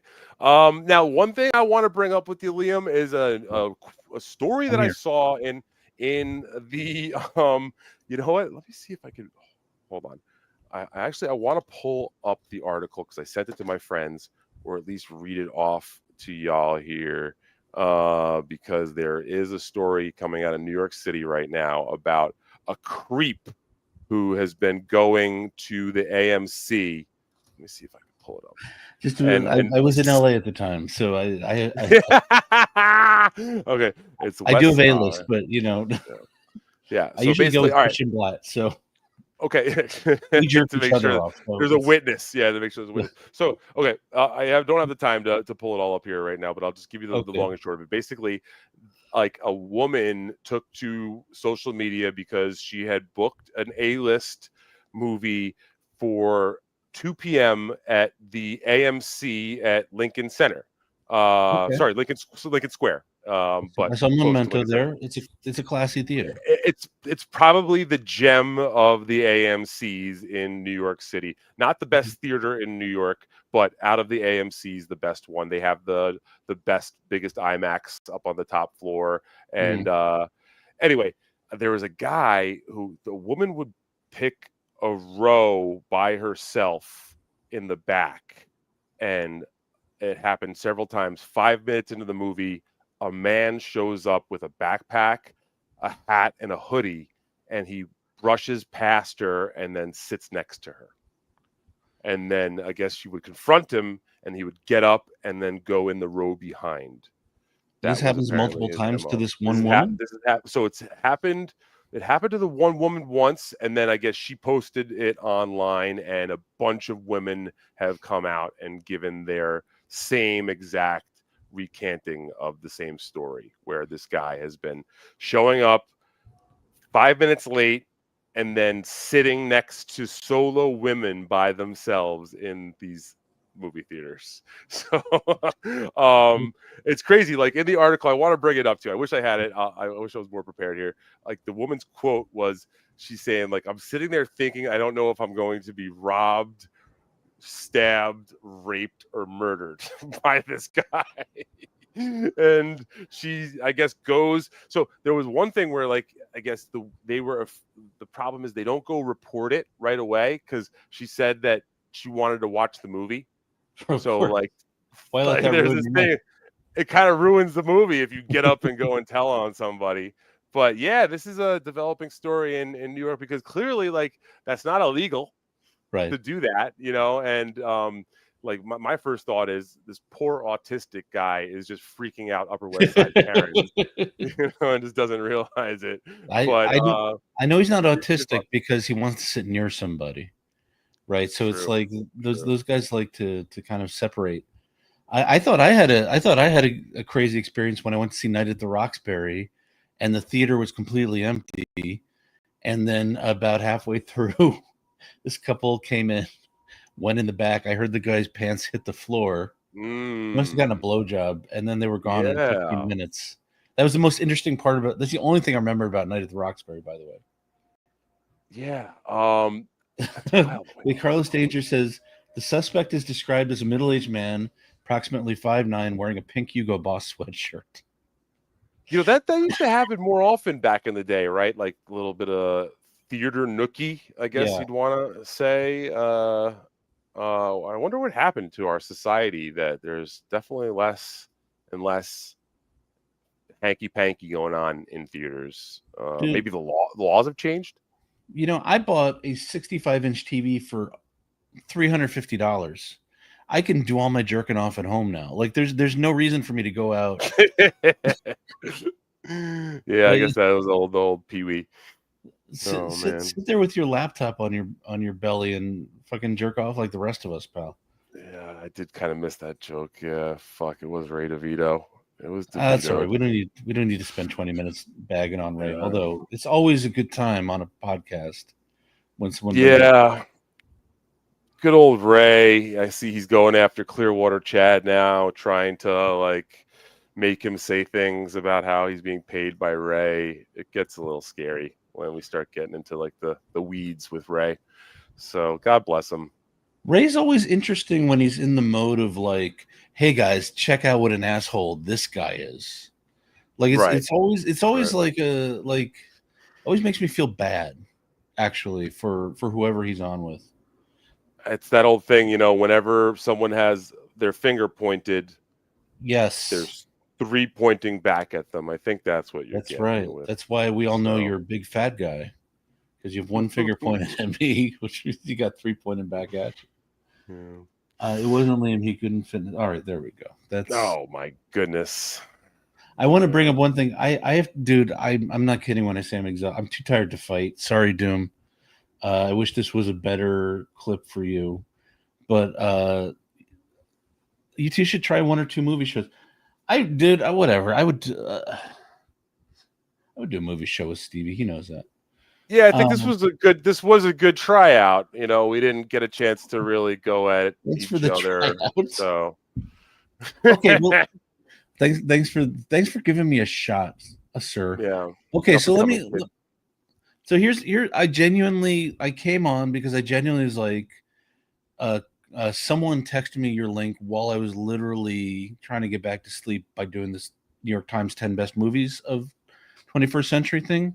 Fair. So this is my list so far, and I'm actually my biggest problem is I have 1 slot left, and like I just feel like once I make this decision, it's going to haunt me for the rest of my life. Yeah, it's locked in. So No Country for Old Men. So you're giving us your list, or you're giving the one that you're trying to figure out? I'm giving you the 9 I have so far. Cool, great, beautiful. Spirited Away. And sorry, are these in order, or are these out of order? How have you ranked them, or are you ranking them? These are in reverse order of when I thought of them and put them on the list. Got it. And in fact, I'll start with the first one that was like a big, just like automatic in for me. I'll start from the beginning. Frailty. Wow. Yeah, love that movie. I love that movie, dude. And every time I watch it, I get something new out of it. Just if you're like, I've never heard of Frailty, I'm not even going to explain it to you. Stop everything. Yep. Yeah. Just rent it. I don't know if it's streaming anywhere. Buy the DVD on eBay. It's probably $5. It's hard to track down, actually. It looks like it's on Tubi for free right now. So, and actually, sorry, Amazon Prime Video for free as well. So if you've got either access to those 2 services, yeah, Frailty was a movie that, like I feel like I saw that. It says it was 2001, but I feel like I saw that in high school. Yeah, I feel like one of my teachers, my like morality teacher, was like, we should watch this movie together because it is such a cool story. And he was like a kind of out there guy. And that is absolutely something that an all boys Catholic school could use a viewing of. So Frailty is a great pick. And by the way, it's Bill Paxton wrote, directed, and starred in it. I didn't realize that he wrote and directed. Just completely out of nowhere made this little masterpiece, like the last guy you would suspect of doing that. And who else is in that supporting cast with him too? Because he's got someone else. It's Matthew McConaughey, no? Right? Yeah, Matt McConaughey is also his co-star in that. So if you got Bill Paxton and Matthew McConaughey doing the 1 and 2 two-hander, and Powers Booth, holy shit, I forgot about that. Yeah. That's one I need to revisit. I'm glad you said that.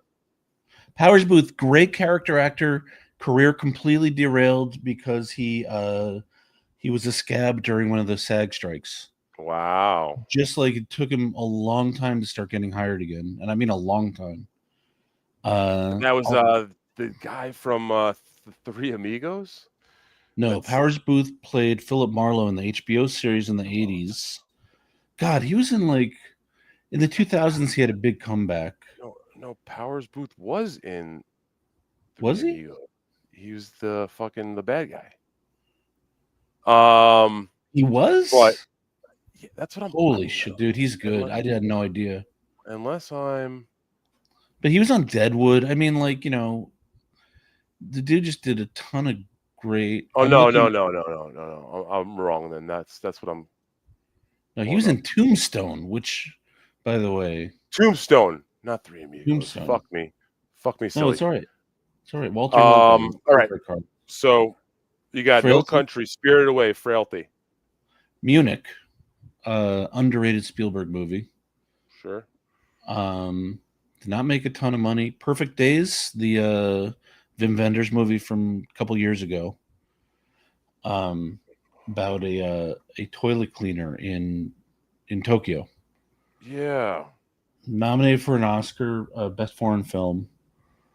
First 30 minutes, I think there's no dialogue. it just absolutely. Gavin, Goodfellas is a '90s movie, unfortunately, but yes, it's great comedy. The only thing I honestly had a gripe with Perfect Days is that it used the song Perfect Day, the Lou Reed Perfect Day song, in the trailer at the very least, because I haven't seen the film, but it used it heavily in the trailer, and I associate that with Trainspotting. Fair point. And I mean, it's like, I get it. It's appropriate to use it in both places, so I shouldn't be so judgmental about that, and that shouldn't be the thing that holds me up from watching Perfect Days neither. So I will go check that out upon your recommendation, because it did seem like it had something to it just going off of the trailer, and I do if you're going to put it on your list, then I'll check it out for sure. Look, if you're going to call a movie Perfect Days and put the song in your trailer, it's going to have to be a really good movie. True. Because that is like so on the nose, it's ridiculous.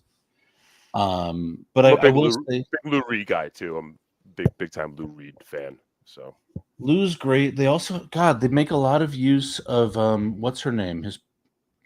From the '80s, poet/singer, had a big hit with Dancing Barefoot, and God, I'm sorry, I'm really. It's all right. Really not holding it up today. Wouldn't that be a good Patty yeah. Smith. Oh, hell yeah. Sorry, Patti Smith. Yeah, I mean, shit, could you not like think of both of those two? I was initially just going to say, let's get a Lou Reed biopic going. And as soon as I said that in my head, I'm like thinking, and Patti Smith as well. Let's get those two movies in the can if you want to see some real gritty, hardcore stories. Let's make that happen. Her book is great. Highly recommend. Yes, if you're going to do the audiobook. Dude, if you're going to do the audiobook for Patti Smith's book, you have to skip about a half hour because it starts with a very long story about her childhood that I can't get into. But once you get past that, it's a great book. Yeah, she's got another book called The M Train, I believe, that's about her life. And it's funny, I live off the M Train nowadays. So it's kind of Queens funny to Village. have that. No, I'm just kidding. Don't tell me. I'm on the other side, actually, of the M. But okay. But I will say, just to tie it all together, Patti Smith's biggest hit was written by Bruce Springsteen. There we go. And Lou Reed, a huge fan of Bruce Springsteen. As a matter of fact, he brings him out on Street Hassle, the song Street Hassle on the album Street Hassle, out of nowhere in the middle of this like 12-minute song. Bruce Springsteen says some spoken word in the middle of it, and it's fucking so beautiful. Honestly, that song will bring a tear to my eye almost every time I listen to it. That album is one of the most underrated hits, one of the most underrated albums of my experiences. Lou Reed's Street Hassle. He's got a song called "I Want to Be Black" on that album, which it's really one of the most on the nose songs of all time. I'll give it a listen. I got to be honest with Lou Reed. I've been a greatest hits guy. So sure. I'm not a deep dive guy, but I will put that on my list. Transformer is another one that I'd say I'd put that ahead of Street Hassle, because that was produced by David Bowie. So all of the songs on Street Hassle have that extra sheen on them with the Bowie in his like peak Bowie working on that. And Street Hassle is something that's a little bit more experimental and out there, but very digestible. So let's get back to your let's go ahead. Sorry, I didn't mean to cut you off. Go ahead. No, I was about to really just fucking talk about Bowie, and we shouldn't do that. Spider-Man Into the Spider-Verse, which is going to be maybe a little bit of a controversial one. Because that's the animated. Is that correct? The animated one, the first one. Yeah. I think it's the best movie about teenage male adolescence in America I've ever seen. Just absolutely. Hey. Now you're gonna have to help me out here. I'm a fan of comic books, comic book movie. As a kid, I grew up on it. It's something that I don't follow as closely anymore, but I do have one of my best friends is a diehard comic book man, guy, superhero movie extraordinaire. So one of the cool things is I go to these movies with him and I sit next to him and he is able to fill me in and keep me up to date on every single thing in an instant, and I'm able to like watch these movies with a cheat sheet, and it's phenomenal. But is the Into the Spider-Verse, is that with Miles Morales? Miles Morales, yeah, right? Is that that character? It's another version of Spider. It's like a different universe version of Spider-Man as opposed to Peter Parker. I just want to make sure I had that correct. Well, have you seen the movie? No, unfortunately, okay, I haven't sat through it. So here's the thing. It starts with Peter Parker. It starts in the Peter Parker Spider-Man universe. Right. And then I won't spoil it. Things happen. And then we jump to the Miles Morales universe. Right. And then what happens is other Spider-Men kind of invade that universe. And but the real like through line of the movie is about how Miles Morales has to grow up. And like he has to kind of just stand on his own 2 feet and kind of like, he kind of transitions into manhood. So I said earlier in the show that a good love story is something that I have a soft spot for. Like, if you catch me off guard with a good love story done well, I'll like start crying and I'll love a movie forever. I think a coming of age story is another one that will always get me good. And that is something that I was talking about earlier with 28 years later that I really, I guess, just associated with the coming of age angle of 28 years later was a wonderful. Did you like that?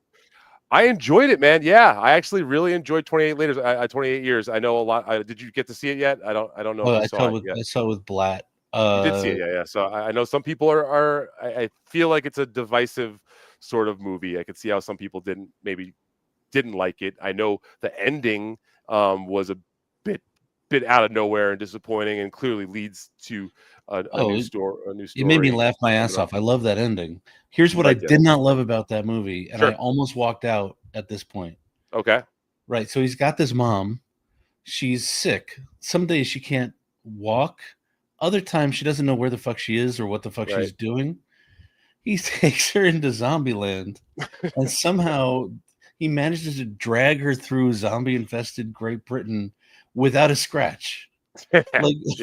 Like she's like wandering around, and then she's like, and then when he fell asleep, she was somehow a John Wick level zombie killer, also out of nowhere.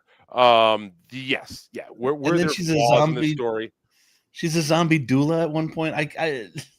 There's a lot of things dude, no, that was that was wild, dude. That was wild. I will say that the film kind of took a hard left the second that the mom and the kid left the village to go off into the zombie world. I thought they were really, really cooking with gas up until that point.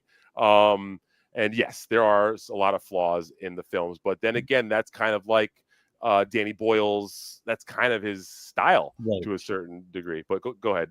I do enjoy that. I will say Ralph Fiennes was great. I loved everything Ralph Fiennes did in that movie was perfect. His lines were like they were getting me. I was rolling when he dropped that placenta line. Had me. I almost got the theater laughing with how hard I was laughing about that placenta line. And there was one of those things. It was. I thought like we had a good time in the theater watching it.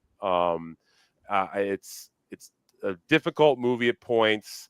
That camera work I thought was beautiful. The fact that this was shot on an iPhone is really, really spectacular. I know he's got heavy rigs and lenses, anamorphic lenses that they're attaching to this iPhone. Still though, I've personally been recently doing some test footage for a short that I'm making with an iPhone and a gimbal, and someone who knows how to take the raw files off of the iPhone when recorded properly in high definition, and then stabilize them, add color vibrance to them. And it's kind of fascinating how easy myself and another person are able to make a couple of small scenes look really beautiful right now. So have you looked into Moment? What's that? Is that Moment is a lens company, and they actually make like anamorphic lenses. Yes. Wide angle lenses for the iPhone. Yeah, they have like a cage that you put on, and then the lens goes on top. Yes, I have seen them. Yeah. I will say, you know, for my money, nothing beats film, but like you slap on a blue or a gold anamorphic lens, and it really like gives you, and your still shots. It really gives like a good cinematic feel to like anything you're shooting. So my thought process with that, I totally agree with you, is that right now I'm trying to get my first thing just start to finish done with no money. You know, I would love to just spend $300 on a moment cage and a nice lens, but that's going to slow me down at the end of the day from getting this done. So this was the main goal of this first project, was to just push something completely through from start to finish so that I can have a final product that's like, hey, look, this is what I did with no money and just help. What could I possibly get done on top of this with some money and some more help? That's kind of the purpose of this activity. So yeah, no, I'm shot listing my first real short film, like independent, like outside of school short film, and I'm gonna have to run a Kickstarter. And it's just like, luckily I have like a few friends who have very successfully run Kickstarters, and they've given me some advice. But yeah, no, it's like, dude, even the moment lenses are a little cheaper than, like, you can get one for, especially they have sales all the time. But yeah, like just equipment and all that shit is so expensive. So, yeah, if you want your final product to look really, really good, it does take a lot of time and some professional effort, you know. And I'm sure, just like yourself, I do have some friends who I've been doing favors for, and it is time to basically try to call those favors back in.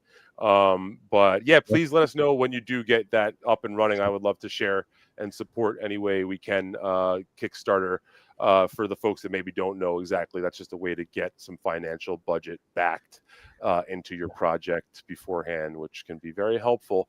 We had, like, I have a buddy, so that, like, or look at it like this, Liam, like, this is another way that, like, me and my folks look at it. I've got a buddy who's working on a sequel right now to his first short, and they made enough money in basically a fundraising situation. We threw a concert and movie short. It was like a festival, one-day festival, made enough money that they could rent one location for a weekend and shoot as much as they can in that one location, and then try to see if they can make enough money to rent the next location and shoot as much as you can in that next location, and also try to, like, shoot as much stuff as you can in this next location, because we're going to need, like, a nightclub. But if we find a big enough nightclub, we can build small 3-wall sets inside the nightclub as well. You know, so it's potentially going to take this film a year, maybe more, to make. It's just because you make it as you get the money to do it, which is, it's smart to a certain degree, because you can get it done, but it seems kind of dangerous. It's time, you know, it's just like, how long are we going to take to make this fucking thing?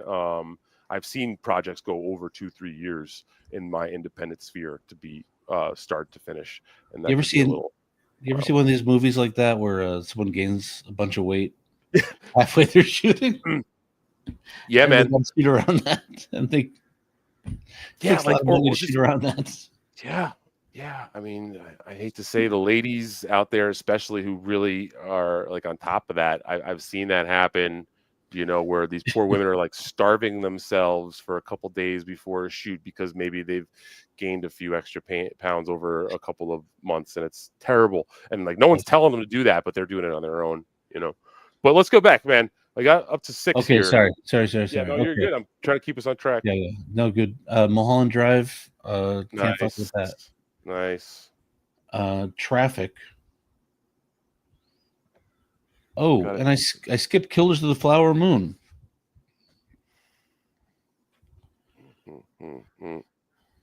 Okay, so Killers of the Flower Moon and Traffic. So it's amazing. You got 2 animated features on the list with Spirited Away and Intro and Into the Spider-Verse.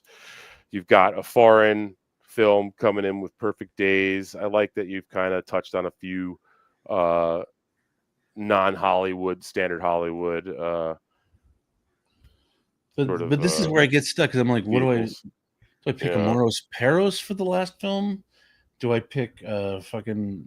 I think Monster was a 2000s movie. Like the 10th, Crouching Tiger, Hidden Dragon was a great movie. Yeah, I mean, you've already got David Fincher on there with Munich. I mean, Brokeback I Mountain love. made me come so hard. That's a great film. Do I put on my list? Yeah, no Tarantino on there. Well, that's the other thing. So I love Inglorious Bastards. I just watched it the other night. Yeah, or maybe Hollywood Once Upon a Time. Not as big a fan of that movie. Fair. Inglorious Bastards or Django, I think. Yeah. Okay. Yeah, putting Inglorious wouldn't be the worst move on there, I guess.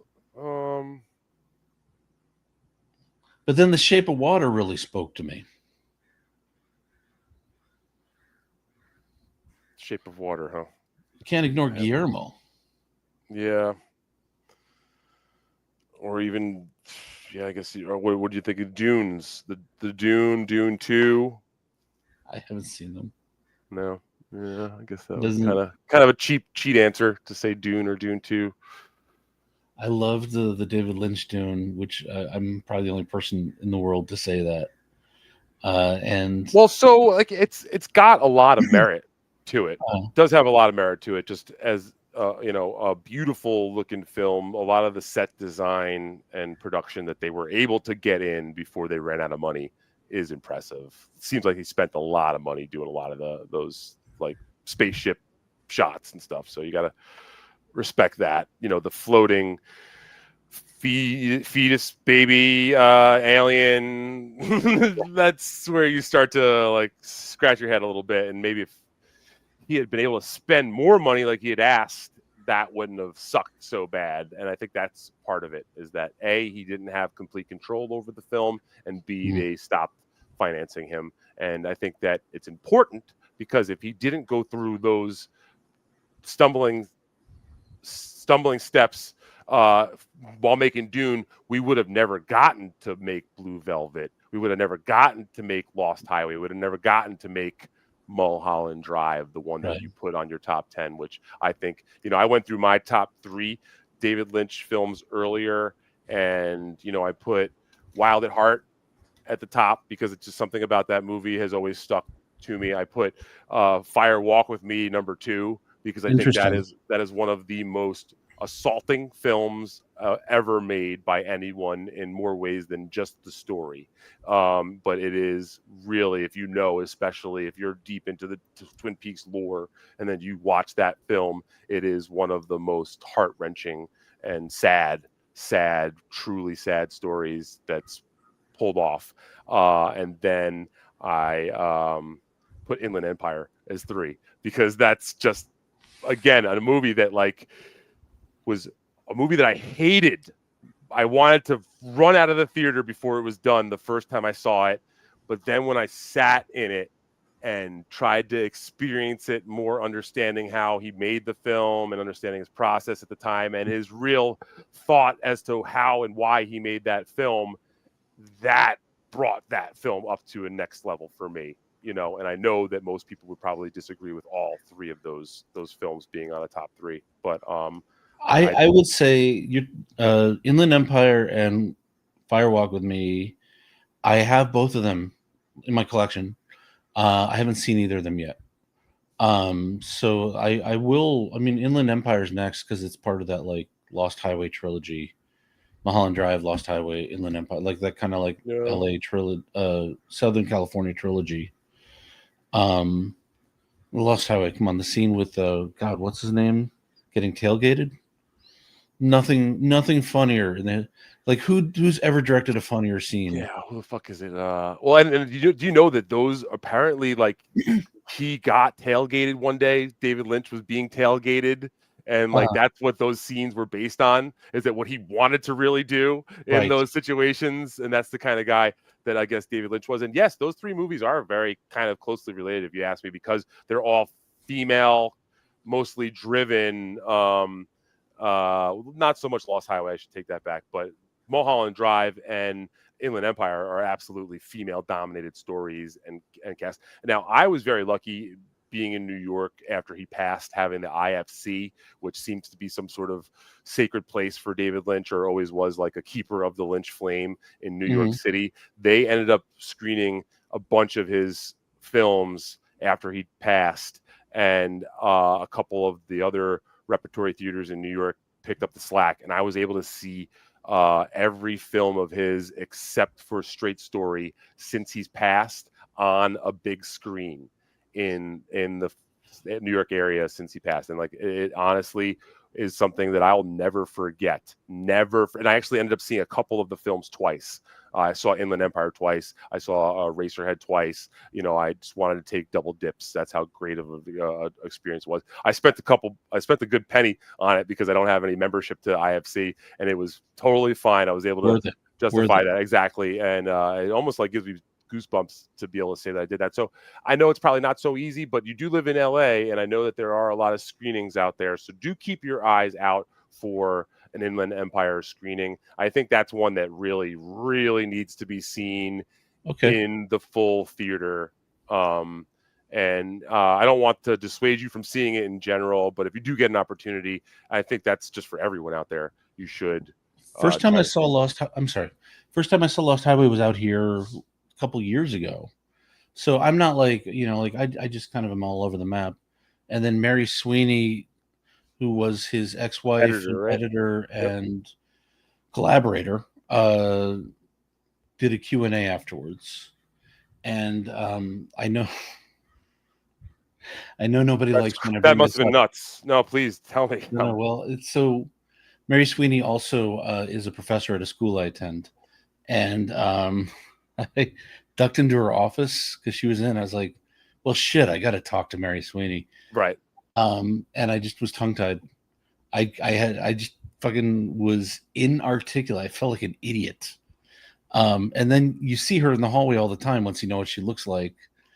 And it's just a matter of like, then it becomes awkward. It's like, hey. And then you're like, all right, well, I could have had a chance to connect with someone whose work I've admired for a very long time.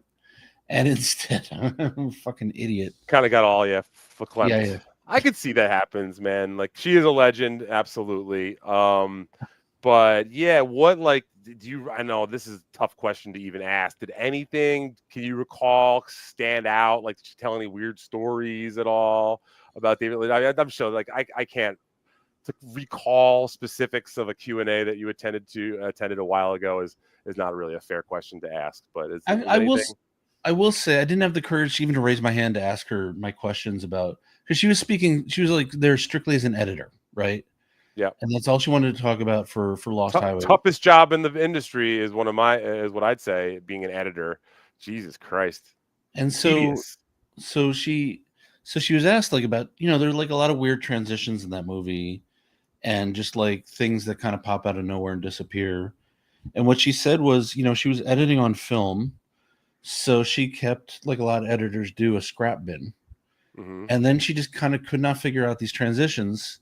So just went into her scrap bin. Went to the scrap bin, pulled things out and like threw them together. It was so that's the one thing and it really, like, honestly, as someone who's like, you know, I successfully produced a film, but I have never. So people, including yourself, are like, why go to film school? Why not just jump into the film industry? It's a very fair question. The answer is, I don't have time in my life. I'm not 22. If I start now as a production assistant, I'll be 70 by the time I'm ready, like, have learned enough to get my hands dirty and do the thing, which I'm exaggerating a little bit.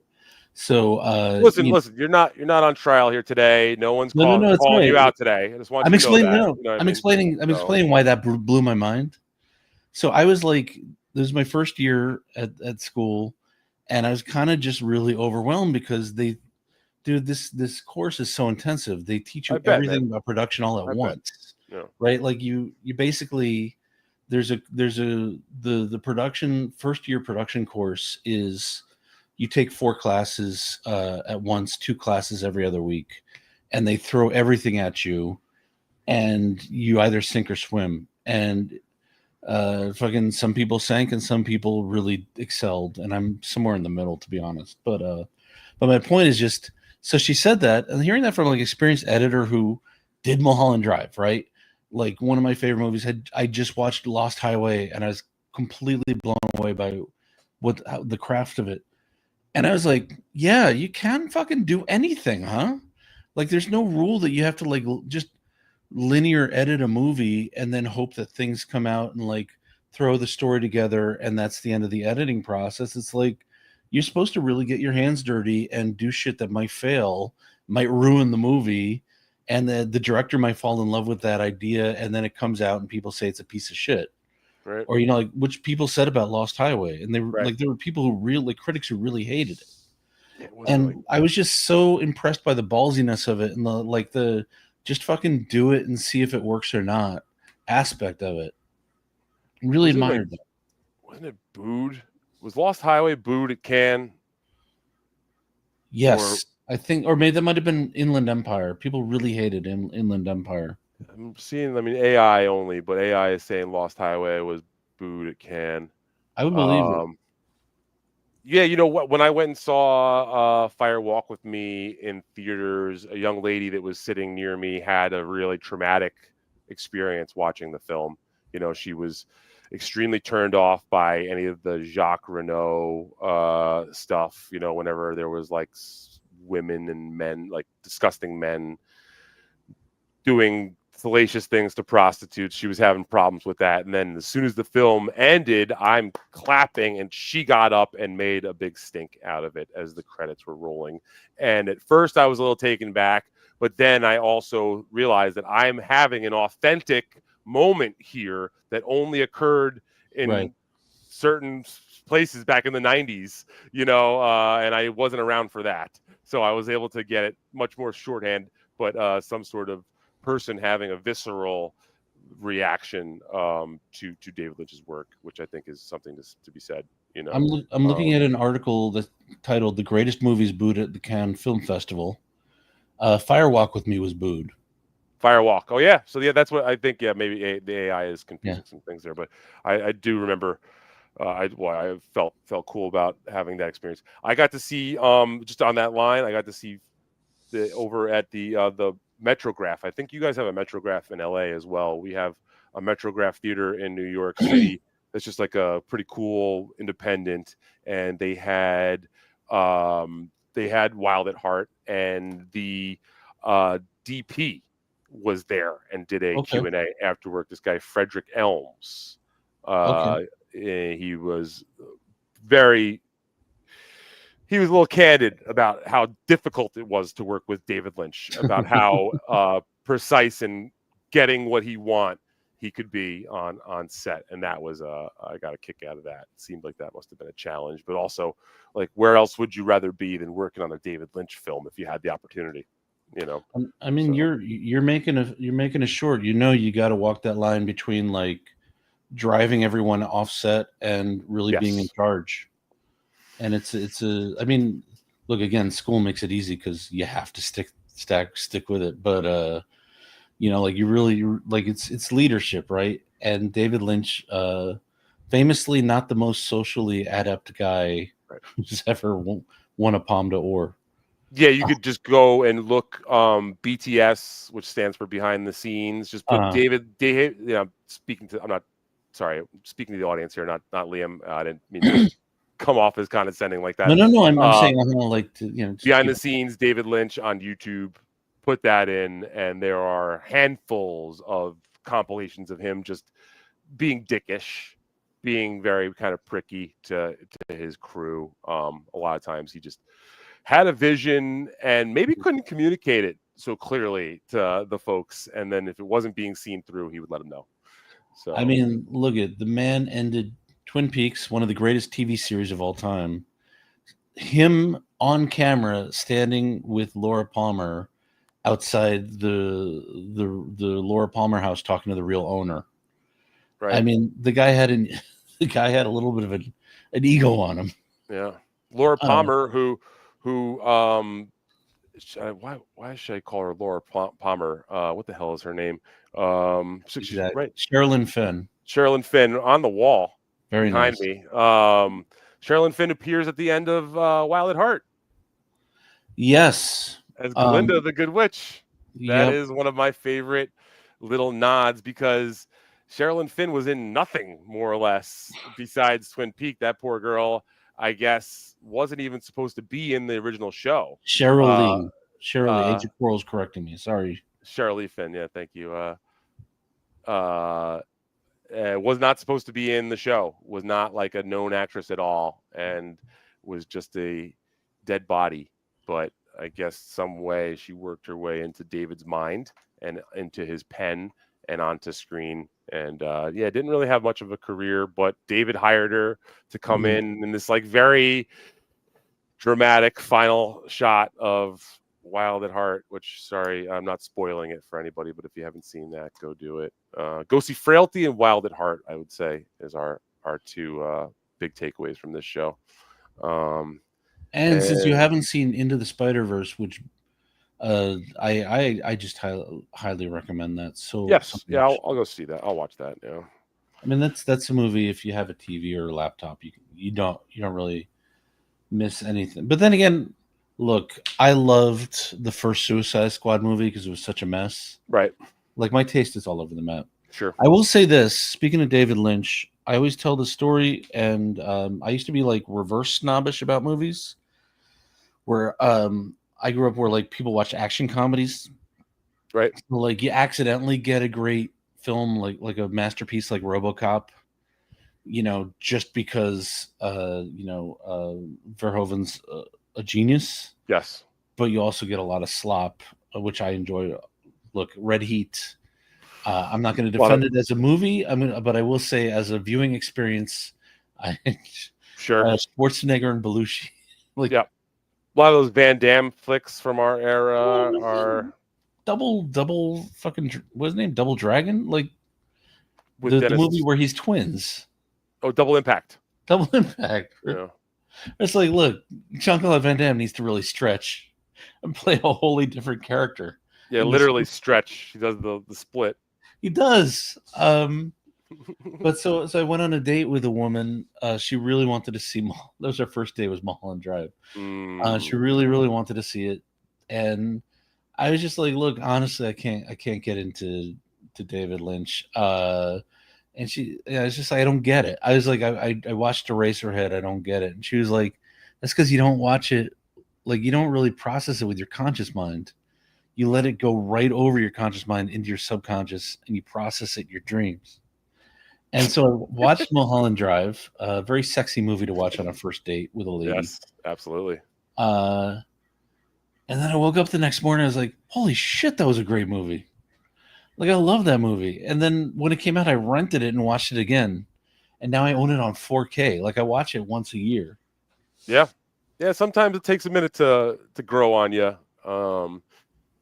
But yeah, you were saying about your taste in movies. I've got a taste for some lunch. It is about lunchtime here on the East Coast, and I do really, really appreciate your time jumping on scheduled. Liam, thank you very much. Carlos, thanks, Carlos, for making this happen. Really appreciate it. Thanks for having me on, Stevie. Listen, apologize to Stallion. I apologize to Doom. I did not come on. I was too tired to fight this morning. We'll get into a fight about some other on Kevin's show. Kevin's show's a good format. I think we should do, even if it's a short little thing, let's talk about a movie, an older movie. Like this is how we could start. And I hate to do the planning live. No, it's all right.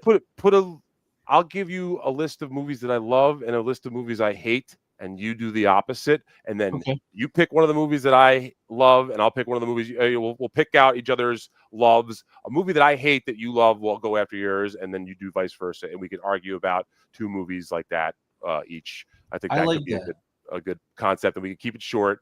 We could get after each other, try to keep it civil as much as we can, but we both are know-it-alls, and I think this could be a good thing. And Perma Seal Finishing is asking for it. So, listen, I discovered on my channel the chat. Well, the middle-aged men who jump into these chats for these Dabbleverse adjacent shows, and women, but they love talking about movies. Like the chat, honestly, I've been reading the chat the entire time. It's been very interesting. I know. I feel bad that I kind of dropped off reading the chat there. No, and thank you, everyone. And Liam, I'll let you go, buddy. Thank you very much. Yeah, I'm exhausted. Plug your stuff one more time. Why not? I have a special coming out October 2025. I don't know the date yet. It's going to be on Amazon Prime through Comedy Dynamics. It's called West Coasting. It was taped. I actually am very excited for people to see this because it was taped at midnight after 2 other comics had taped their specials, and a quarter of the audience had left, and there's no air conditioning. So it's like an audience had been there for 2 hours with no air conditioning, and I did well, and it's very loose. And I got to tell you, like, I think if I ever get another chance to film a special, it's going to be even looser. Like, me going up there and not giving a fuck, it's like the best time I've had doing stand-up. Really, and I haven't done stand-up since then, so I got to get back into it. And I will also say I'm self-publishing a book that's my first collection of just comic essays and poems that I've written over the years. And, dude, I have so many other things to promote, but I will say go to writeliam.com. Cool. That's it. Thanks, man. You got these. There you go, folks. We did it. We were doing it. It got done.